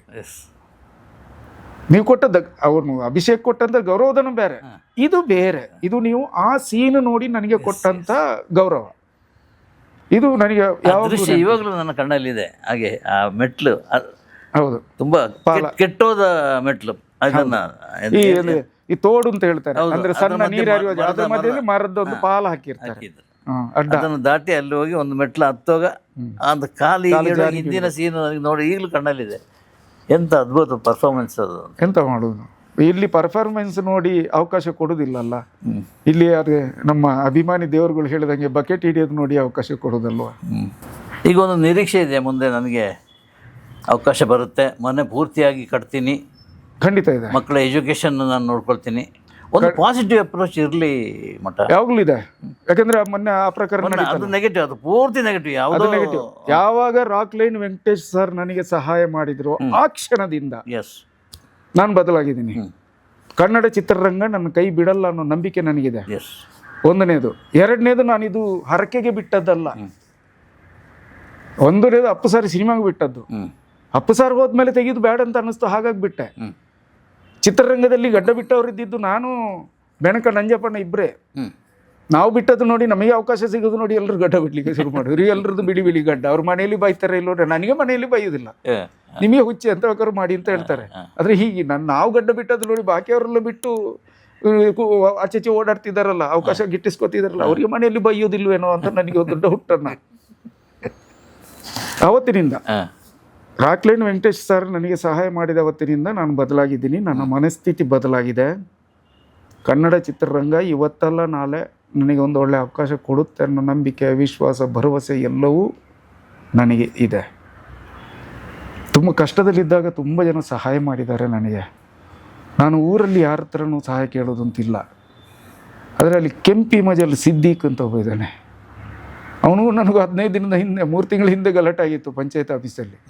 ತುಂಬ ಕಷ್ಟ ಆದಾಗ ಒಂದು ಫೋನ್ ಮಾಡಿದೆ, ದುಡ್ಡು ಬೇಕು ಅಂತ. ಎಷ್ಟು ಬೇಕು ಅಂದ, 10 ಅಂದೆ. 5 ನಿಮಿಷದಲ್ಲಿ ಬಂದು, ನಾನಿದ್ದಲ್ಲಿಗೆ ಬಂದು ನನಗೆ ದುಡ್ಡು ಕೊಟ್ಟು ಹೋದಂಥ ವ್ಯಕ್ತಿ ಇದ್ರೆ ಅದು ಸಿದ್ದೀಕ್, ಕೆಂಪಿ ಸಿದ್ದೀಕ್ ಅಂತ ಹೇಳ್ತಾರೆ. ಆಮೇಲೆ ಅಲ್ಲಿ ನಮ್ಮದು ಒಂದು ಸೂಪರ್ ಮಾರ್ಕೆಟ್ ಇದನ್ನ, ಚೇತನ್ ಅಂತ ಇದ್ದಾರೆ ಅಲ್ಲಿ ಉಪ್ಪಿನಂಗಡಿಯಲ್ಲಿ ಒಂದು ಸೂಪರ್ ಮಾರ್ಕೆಟ್. ಅಲ್ಲಿ ಚೇತನ್ ಶೆಣೈ ಅಂತ ಒಬ್ಬರು ಇದ್ದಾರೆ. ಮನೆಯಲ್ಲಿ ಪಾತ್ರೆ ಶಬ್ದ ಬರಲಿಕ್ಕೆ ಶುರುವಾದಾಗ ಅವರಿಗೆ ಒಂದು ಫೋನ್ ಮಾಡೋದು, ಅಣ್ಣ ಅಂತ. ಎಂತ ಪಾತ್ರೆ ಶಬ್ದ ಬರ್ತಿದೆ, ಎಂತ ಮಾತಾಡ್ಲಿಕ್ಕಿಲ್ಲ, ಎಂತ ಬೇಕು ಬಂದು ತಗೊಂಡು ಹೋಗ್ಬೇಕು, ಹೇಳಲಿಕ್ಕೆಲ್ಲ ಇಲ್ಲ, ಬಂದು ತಗೊಂಡು ಹೋಗ್ಬೇಕು, ನಾನು ಅಲ್ಲಿ ಹೇಳಿರ್ತೇನೆ ಅಂತ. ನಾನು ಮಿಸ್ಸಸ್ಸು ಮಕ್ಕಳು ಹೋಗಿ ನಮಗೆ ಎಂತ ಬೇಕು, ಒಂದು 2 ತಿಂಗಳಿಗೋ 3 ತಿಂಗಳು ಏನು ಬೇಕು ಆ ಸೂಪರ್ ಮಾರ್ಕೆಟಿಂದ ತಗೊಂಡು, ಚೇತನ್ ಶೆಣೈ ಅವರು ಸೂಪರ್ ಮಾರ್ಕೆಟಿಂದ ತಗೊಂಡು ಬಿಲ್ ಕೊಡ್ತಾರೆ. ಅಲ್ಲಿ ಹೆಣ್ಮಕ್ಳಿದ್ದಾರೆ, ಅವ್ರಿಗೆಲ್ಲ ಬಹಳ ಗೌರವ ನಾನು ಅಂದರೆ ಆ ಸೂಪರ್ ಮಾರ್ಕೆಟ್ ಎಲ್ಲರೂ ಹೆಣ್ಮಕ್ಳಿಗೆ. ಕೆಲವರು ಸಾರ್ ಅಂತಂತಾರೆ, ಅಪ್ಪಾಜಿ ಅಂತಂತಾರೆ. ಹೋದ ತಕ್ಷಣ ಎಲ್ಲ ಮಡಚಿ ಬಿಲ್ ಕೊಡ್ತಾರೆ, ಯಾರಿಗೂ ಕಾಣು ಹಾಗೆ ಕೊಡೋದಿಲ್ಲ, ಸುಮ್ಮನೆ ಮಡಚಿ ಬಿಲ್ ಕೊಡ್ತಾರೆ. ನಾನು ಅದನ್ನು ಜೇಬಲ್ಲಿ ಇಟ್ಕೊಂಡು ಸೀದಾ ಮನೆಗೆ ಬರ್ತೀನಿ. ಆಮೇಲೆ ದುಡ್ಡು ಬಂದಾಗ ಅವರಿಗೆ ಫೋನ್ ಪೇ ಕಳಿಸ್ತಿರ್ತೀನಿ. ಯಾರಾದರೂ ಸಹಾಯ ಮಾಡ್ತಾರೆ, ಆಗ ಅವರು ಅದನ್ನು ತೀರಿಸಿ.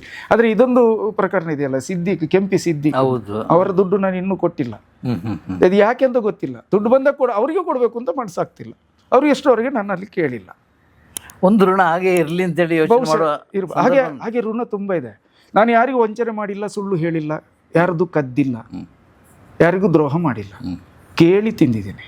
ಇದಕ್ಕೂ ಒಂದು ಕಾರಣ ಇದೆ. 1987-88ರಲ್ಲಿ ನಾನು ಸೌದಿ ಅರೇಬಿಯಾಗೂ ಹೊರಟೆ. ನನ್ನಪ್ಪ ಇಲ್ಲಿ ಹಾಸನ ಜಿಲ್ಲೆ ಬಾಳುಪೇಟೆಯಲ್ಲಿ ಬಟ್ಟೆ ಅಂಗಡಿ ಇಟ್ಕೊಂಡಿದ್ರು, ಕ್ಲೋತ್ ಸ್ಟೋರ್ ಇತ್ತು. ನಾನು ಆಕ್ಚುಲಿ ಕಲ್ತಿದ್ದು ಬಾಳುಪೇಟೆ ಬಿ ಸಿದ್ದಣ್ಣಯ್ಯ ಪ್ರೌಢಶಾಲೆಯಲ್ಲಿ, ಸರ್ಕಾರಿ ಶಾಲೆ, 5-6 ಸರ್ಕಾರಿ ಶಾಲೆ, 7, 8, 9 ಅಲ್ಲ 8, 9, 10 ಬಿ ಸಿದ್ದಣ್ಣಯ್ಯ ಪ್ರೌಢಶಾಲೆ. ಅಲ್ಲಿ ಬಾಳುಪೇಟೆಯಲ್ಲಿ ನನಗೆ ಒಂದಷ್ಟು ಆಪ್ತ ಬಳಗ ಇದೆ. ಅಪ್ಪ ಬಾಳುಪೇಟೆಯಲ್ಲಿ ಬಟ್ಟೆ ಅಂಗಡಿಯಲ್ಲಿದ್ದರು. ನಾನು ಸೌದಿಗೆ ಹೊರಟಿದ್ದೀನಿ. ಇವತ್ತು ಮಧ್ಯಾಹ್ನ ಅಂಬಾಸಿಡರ್ ಕಾರ್ ಮಂಗಳೂರಿಗೆ ಹೋಗಲಿಕ್ಕೆ, ಅಲ್ಲಿಂದ ಬಸ್ಸಲ್ಲಿ ಬಾಂಬೆಗೆ. ಕಾರಲ್ಲಿ ಕೂತಿದ್ದೀನಿ, ಅಲ್ಲಿಗೆ ಅಪ್ಪ ಬಂದರು. ಆಗ ತಾನೇ ಬಸ್ ಇಳಿದು ಓಡಿ ಬಂದರು. ನನ್ನ ಅಪ್ಪ ಮತ್ತು ನನ್ನ ಮಾವ. ಆಗ ಹೇಳಿದೆ, ಮಾವನ ಮಕ್ಕಳು ನನಗೆ ಸಹಾಯ ಮಾಡ್ತೀವಿ. ಆ ಮಾವ ಮತ್ತು ಅಪ್ಪ ಓಡಿ ಬಂದರು ಕಾರ್ ಹತ್ರ. ಫ್ರಂಟಲ್ಲಿ ಕೂತಿದ್ದೀನಿ, ಗ್ಲಾಸ್ ಇಳಿಸ್ತೆ. ಮಗ ಬರೋದು ಸ್ವಲ್ಪ ಲೇಟ್ ಆಯಿತು, ನೀನೊಂದು ಮಾತು, ನಿನಗೆ ಸೌದಿಗೆ ಹೋಗ್ತಿದ್ದಿ, ಕದಿಬೇಡ, ಸುಳ್ಳು ಹೇಳಬೇಡ, ಬೇಕಾದನ್ನು ಕೇಳಿ ತಿನ್ನು, ಆಯಿತಾ ಅಂತೇಳಿ ನನ್ನ ಜೇಬಿಗೆ ಸ್ವಲ್ಪ ದುಡ್ಡು ಹಾಕಿದ್ರು.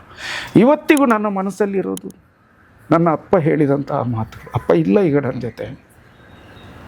ಅಪ್ಪ ಹೇಳಿದಂಥ ಮಾತನ್ನು ಅವತ್ತು 87-88ರಲ್ಲಿ ಹೇಳಿದಂಥ ಮಾತುಗಳನ್ನು ನಾನು ಇವತ್ತಿಗೂ ಪಾಲಿಸ್ತೀನಿ. ನಾನು ಸುಳ್ಳು ಹೇಳಲ್ಲ. ಕೆಲಸದ ವಿಷಯದಲ್ಲಿ, ನನ್ನಲ್ಲಿರುವಂಥ ದುಡ್ಡಿನ ವಿಷಯದಲ್ಲಿ ನಾನು ಸುಳ್ಳು ಹೇಳಲ್ಲ. ಬೇರೆ ಯಾವುದೋ ವಿಷಯದಲ್ಲಿ ಸುಳ್ಳು ಹೇಳಿರ್ಬೋದು. ದುಡ್ಡಿನ ವಿಷಯದಲ್ಲಿ, ನನ್ನ ಹೊಟ್ಟೆಪಾಡಿನ ವಿಷಯದಲ್ಲಿ, ಕೆಲಸದ ವಿಷಯದಲ್ಲಿ ನಾನು ಯಾರಿಗೂ ಸುಳ್ಳು ಹೇಳಿಲ್ಲ. ಒಂದಷ್ಟು ಜನರಿಂದ ಸಾಲ ತಗೊಂಡದನ್ನು ವಾಪಸ್ ಕೊಟ್ಟಿಲ್ಲ. ಇದು ನನ್ನ ಡ್ರಾಬ್ಯಾಕ್.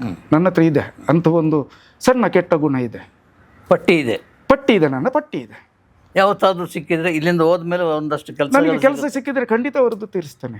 ವೆಂಕಟೇಶ್ ಕಾಮತ್ ಅಂತ ಉಡುಪಿಯವರೊಬ್ಬರು ಇದ್ದಾರೆ. ನಾನು ಭಾಳ ಬಹುಶಃ ನಿಮಗೆ ಪರಿಚಯ ಇದೆ ಅವರು. ಒಂದು 4 ವರ್ಷದ ಹಿಂದೆ ನನಗೆ ಸ್ವಲ್ಪ ಸಹಾಯ ಮಾಡಿದ್ರು. ಈಗಲೂ ಪ್ರತಿ ತಿಂಗಳು ಅವ್ರು ಮೆಸೇಜ್ ಕಳಿಸ್ತಾರೆ, ನೆನಪಿಸ್ತಾರೆ. ಅವ್ರು ನೆನಪಿಸೋದು ಅವ್ರ ಕರ್ತವ್ಯ. ಅವ್ರು ದುಡ್ಡು ಕೊಟ್ಟಿದ್ದಾರೆ, ನನಗೊಂದು ರಿಪ್ಲೈ ಆಗ್ತೀನಿ, ಮರ್ತಿಲ್ಲ ಅನ್ನ, ಸದ್ಯದಲ್ಲೇ ತೀರಿಸ್ತೀನಿ. ಆ ಸದ್ಯ ಇನ್ನೂ ಬಂದಿಲ್ಲ. ಮತ್ತೆ ಪತ್ರಕರ್ತ ನವೀನ್ ಕೃಷ್ಣ ಅವರ ಅಣ್ಣ ಒಬ್ರು ಇದ್ದಾರೆ, ದಯಾನಂದ್ ಅಂತ, ಪುತ್ತೂರಲ್ಲಿ. ನಾನು ನವೀನ್ ಕೃಷ್ಣ ತುಂಬ ಆಪ್ತರು. ಏನಾದರೂ ಇದ್ದಾಗ ಫೋನ್ ಮಾಡಿದಾಗ ನಾನು ಅವರು ಕಷ್ಟಗಳನ್ನು ಹಂಚಿಕೊಳ್ತಿರ್ತೀವಿ. ನಾನು ನನ್ನ ಕಷ್ಟನ ಇವ್ರ ಹತ್ರ ಹೇಳಿದ್ರೆ ಇವರು ಅವರ ಅಣ್ಣನ ಹತ್ರ ಹೇಳ್ತಾರೆ, ಪುತ್ತೂರಲ್ಲಿರುವ ದಯಾನಂದ ಅವ್ರ ಹತ್ರ, ಅವ್ರು ಇಮ್ಮಿಡಿಯೇಟ್ ನನ್ನ ಅಕೌಂಟಿಗೆ ದುಡ್ಡು ಕಳಿಸ್ತಾರೆ. ಅಂದರೆ ಈ 18 ತಿಂಗಳು ನನಗೆ ಕೆಲಸ ಇಲ್ಲದೆ ಇದ್ದಾಗ ನಾನು ಹೇಗೆ ಬದುಕಿದೆ, ಅದಕ್ಕೆ ದಯಾನಂದ ಅವರು ಕೂಡ ಒಬ್ಬರು ಕಾರಣ. ಇನ್ನೂ ಒಬ್ರು ಇದ್ದಾರೆ, ಅವರ ಹೆಸರನ್ನು ನಾನು ಇಲ್ಲಿ ಹೇಳದೇ ಇದ್ದರೆ ಆತ್ಮವಂಚನೆ ಮಾಡ್ಕೊಂಡಂಗೆ ಆಗುತ್ತೆ. ಗಿಲ್ಬರ್ಟ್, ಕ್ಯಾಲಿಫೋರ್ನಿಯಾದಲ್ಲಿ ಇರುವವರು, ಅವರಿಲ್ಲ ನಮ್ಮ ಮಾರಿಪಾಳದ ಹತ್ರ ಒಳಗೆ. ಅವ್ರ ಪರಿಚಯ ಆದ್ದು ಬರೀ ನನಗೆ ಒಂದು ವಾಟ್ಸಪ್ ಗ್ರೂಪಲ್ಲಿ. ಈ ಪಂಚಭಾಷಾ ಸಾಹಿತಿ ಮೊಹಮ್ಮದ್ ಬಡ್ಡೂರ್ ಅಂತ ಇದ್ದಾರೆ, ಅವರ ತಮ್ಮಂದಿರು ಮಾಡಿದಂಥ ಒಂದು ಗ್ರೂಪಲ್ಲಿ ನನಗೆ ಈ ಗಿಲ್ಬರ್ಟ್ ಡಿಸೋಜ ಅವರು ನನಗೆ ಪರಿಚಯ ಆದ್ದು. ಆ ಮನುಷ್ಯ ತುಂಬ ಹೆಲ್ಪ್ ಮಾಡಿದ್ರು ನನಗೆ, ಯಾವುದೇ ಪ್ರತಿಫಲಾಪೇಕ್ಷೆಯಿಂದಲ್ಲ. ಉದಾಹರಣೆಗೆ ನನ್ನ ಮಗಳನ್ನ ನಾನು ಕಾಲೇಜಿಗೆ ಸೇರಿಸ್ಬೇಕಿತ್ತು. ಸಂಜೆ ಒಳಗೆ ಒಂದು 25-30 ಸಾವಿರನ ನಾನು ಕಟ್ಟಿದ್ರೆ ನನಗೆ ಸ್ವಲ್ಪ ಹೆಲ್ಪ್ ಆಗುತ್ತೆ. ದುಡ್ಡು ಎಲ್ಲಿದೆ ನನ್ನ ಹತ್ರ? ಅದಕ್ಕಿಂತ 2 ದಿನ ಹಿಂದೆ ನಾನು ಅವ್ರಿಗೆ ಒಂದು ಮೆಸೇಜ್ ಕಳಿಸಿದ್ದೆ, ಹೀಗೆ ಮಗಳನ್ನು ಕಾಲೇಜ್ ಸೇರಿಸ್ಲಿಕ್ಕೆ ಉಂಟು, ಇಷ್ಟು ಫೀಸ್ ಆಗ್ತದೆ ಅಂತೆಲ್ಲ. ಕಾಲೇಜಿಗೆ ನಾನು ಉಪ್ಪಿನಗಡಿಯಿಂದ ಪುತ್ತೂರಿಗೆ ಆಟೋದಲ್ಲಿ ಹೋಗಿದ್ದೆ. ಅಲ್ಲಿ ಕಾಲೇಜಲ್ಲಿ ಎಲ್ಲ ಭರ್ತಿ ಮಾಡಿ ಕೊಟ್ಟಾಯಿತು. ಸಂಜೆ ಒಳಗೆ 30 ಕಟ್ಟಿದ್ರೆ ಸೀಟು ಫಿಕ್ಸ್. ಅದೇ ಆಟೋದಲ್ಲಿ ಮಗನ ಜೊತೆ ವಾಪಸ್ ಬರ್ತೀವಿ. ಎಂತ ಮಾಡೋದು. ಯಾಕೆಂದರೆ ಚಿನ್ನ ಅನ್ನೋದು ನಮ್ಮಲ್ಲಿಲ್ಲ. ನನಗೆ ನನ್ನ ಹೆಂಡತಿಯ ಚಿನ್ನ, ನನ್ನ ಹೆಂಡತಿಗೆ ನಾನೇ ಚಿನ್ನ. ಒಂದು 87 kg ಚಿನ್ನ ನನಗೆ ಒಂದು 150 kg ನನ್ನ ಹೆಂಡತಿ, ಅವಳೊಂದು ಚಿನ್ನ. ಇಷ್ಟೇ ಇರೋದು, ನಮ್ಮ ಹತ್ರ ಬೇರೆ ಎಂತ ಇಲ್ಲ. ಉಪ್ಪಿನಂಗಡಿ ತಲುಪುವ ಮೊದಲು ಮೆಸೇಜ್ ಬರ್ತಾಯಿದೆ ವಾಟ್ಸಪ್ಪಲ್ಲಿ, ಕ್ಯಾಲಿಫೋರ್ನಿಯಾದಿಂದ ಗಿಲ್ಬರ್ಟ್ ಡಿಸೋಜ ಅವ್ರದ್ದು. ಇದನ್ನು ತಗೊಂಡೋಗಿ ಪೋಸ್ಟ್ ಆಫೀಸಿಗೆ ತೋರಿಸಿ ನಿಮಗೆ 31,000 ಬರುತ್ತೆ ಅಂತ. ಅಲ್ಲಿ ಎಷ್ಟು ಡಾಲರ್ ಹಾಕಿದ್ರೆ ಇಲ್ಲಿ 31,000 ಆಗುತ್ತೆ. ಉಪ್ಪಿನಗಡಿ ಬಂದೆ, ಇದಕ್ಕೆ ಹೋದೆ, ಸೈಬರ್ ಸೆಂಟ್ರಿಗೆ ಹೋದೆ, ಅಲ್ಲಿ ಇದನ್ನು ಜೆರಾಕ್ಸ್ ತೊಗೊಂಡೆ, ನನ್ನ ಆಧಾರ್ ಕಾರ್ಡ್ ಜೆರಾಕ್ಸು ಪೋಸ್ಟ್ ಆಫೀಸ್ಗೆ ಕೊಟ್ಟೆ. ಎಲ್ಲರೂ ಪರಿಚಯದವ್ರೆ, ಹೆಚ್ಚೇನು ಇನ್ಕ್ವೈರಿ ಮಾಡಲಿಲ್ಲ. ನನ್ನನ್ನು ನೋಡಿದ್ರು, ಚೆಕ್ ಮಾಡಿದ್ರು, ಅದೇನು ಕಂಪ್ಯೂಟರ್ ಚೆಕ್ ಮಾಡಿದ್ರು, 30 ಕೊಟ್ಟರು. ಮಧ್ಯಾಹ್ನ ತೊಗೊಂಡೋಗಿ ಅಲ್ಲಿ ಕಟ್ಟಿದೆ, ನನ್ನ ಮಗನಿಗೆ ಸೀಟ್ ಆಯಿತು. ಈ ಥರ ತುಂಬ ಜನ ಹೆಲ್ಪ್ ಮಾಡಿದ್ದಾರೆ. ಅದರಲ್ಲಿ ಗಿಲ್ಬರ್ಟ್ ಅವರು ನನಗೆ ಎಂತ ಹೇಳ್ತಾರೆ, ಪರಿಷ್ಠೆ ಅಂತಾರಲ್ಲ, ದೇವದೂತರು, ಆ ಥರದೊಬ್ಬ ವ್ಯಕ್ತಿ ಗಿಲ್ಬರ್ಟು. ನಾನು ಅವ್ರನ್ನ ಗಿಬ್ಬಣ್ಣ ಅಂತ ಕರಿತೇನೆ. ಈಗ ಇಲ್ಲೇ ಊರಲ್ಲಿದ್ದಾರೆ. ಇಷ್ಟು ವಿಷಯನ ಈಗ ನಿಮ್ಮ ಅಭಿಮಾನಿಗಳಿಗೆ ಏನು ಹೇಳಲಿಕ್ಕೆ ಹೊರಟ್ರಿ? ಕ್ಯಾಮರಾ ನೋಡಿಕೊಂಡೇ ಮಾತಾಡ್ಬೋದು. ಕೆಲಸದ ಬಗ್ಗೆ ಆಗಲಿ, ಅಭಿಮಾನದ ಬಗ್ಗೆ ಆಗಲಿ, ಆಡಿರೋ ಮಾತಿನ ಬಗ್ಗೆ ಆಗಲಿ, ಆತ್ಮಹತ್ಯೆ ಬಗ್ಗೆ ಆಗಲಿ. ಆತ್ಮಹತ್ಯೆ ಮಾಡ್ಕೊಳ್ಳೋದು ಬಹಳ ಪಾಪ. ಎಷ್ಟೋ ಜನ ನನ್ನನ್ನು ಪಪ್ಪ, ಅಪ್ಪ, ಡ್ಯಾಡಿ ಅಂತ ಕರೆಯುವವ್ರನ್ನ ಆತ್ಮಹತ್ಯೆಯಿಂದ ಹೊರಗೆ ತಂದಿದ್ದೀನಿ. ಅದನ್ನು ಅವ್ರೀಗ ನೋಡ್ತಿದ್ರೆ ಅವ್ರಿಗೆ ಗೊತ್ತಿದೆ, ಹೌದಲ್ವಾ ಅಂತ ನೆನಪು ಮಾಡ್ಕೋತಾರೆ. ನಾನು ಅಂಥ ಪ್ರಯತ್ನ ಮಾಡಿದ್ದು ನನ್ನ ತಪ್ಪು, ಪ್ರಯತ್ನಕ್ಕೆ ಇಳಿದಿದ್ದು, ಅತ್ತ ಯೋಚನೆ ಮಾಡಿದ್ದು ಕೂಡ ನನ್ನ ತಪ್ಪು. ಇನ್ನು ಮುಂದೆ ಅಂಥ ಘಟನೆ ನಡೆಯಲ್ಲ.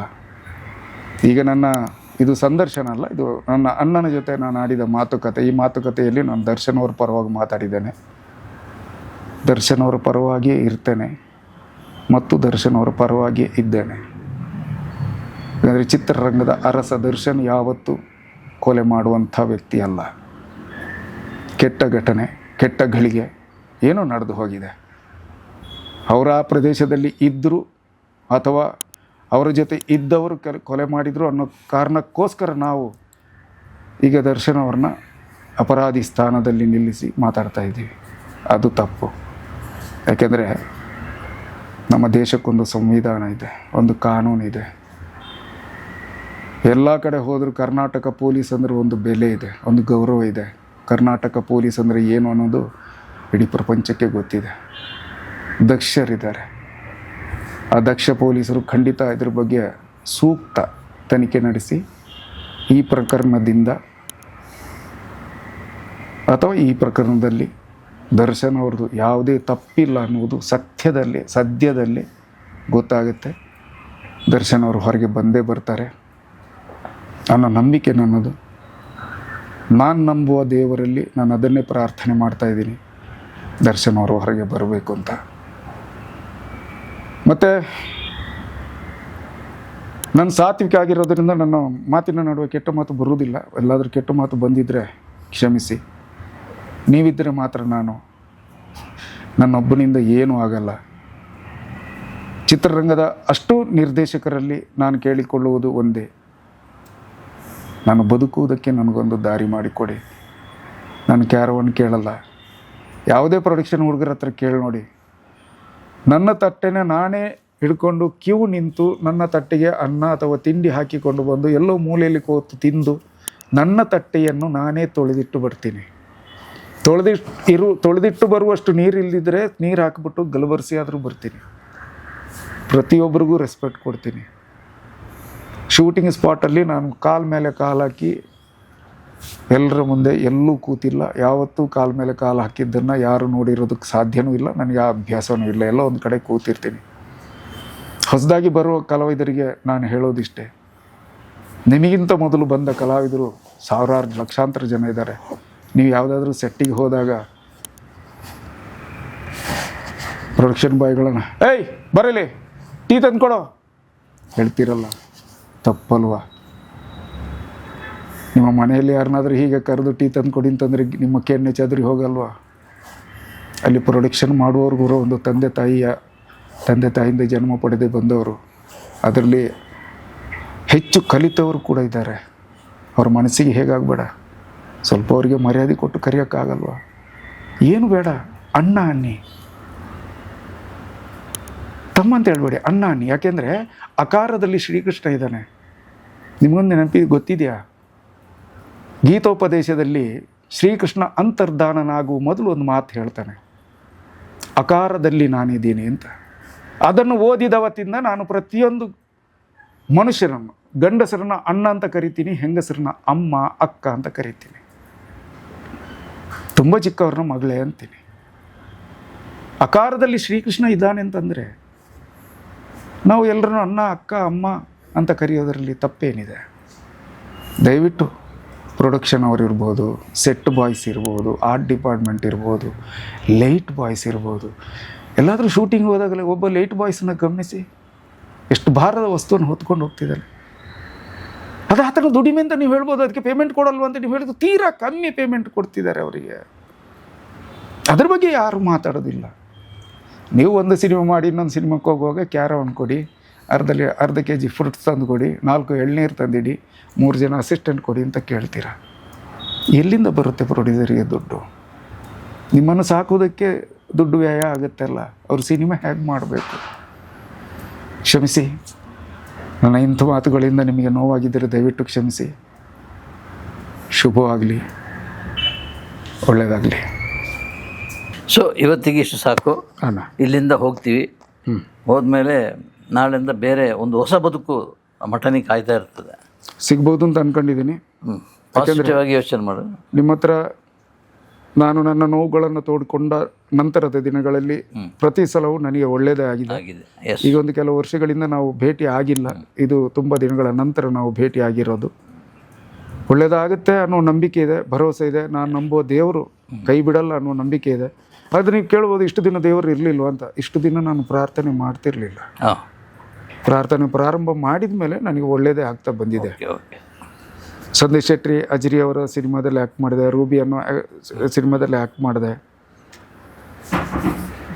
ಜೀವನ ನಡೆಯುತ್ತೆ ಅಂತ ಅನ್ಕೋತೀನಿ.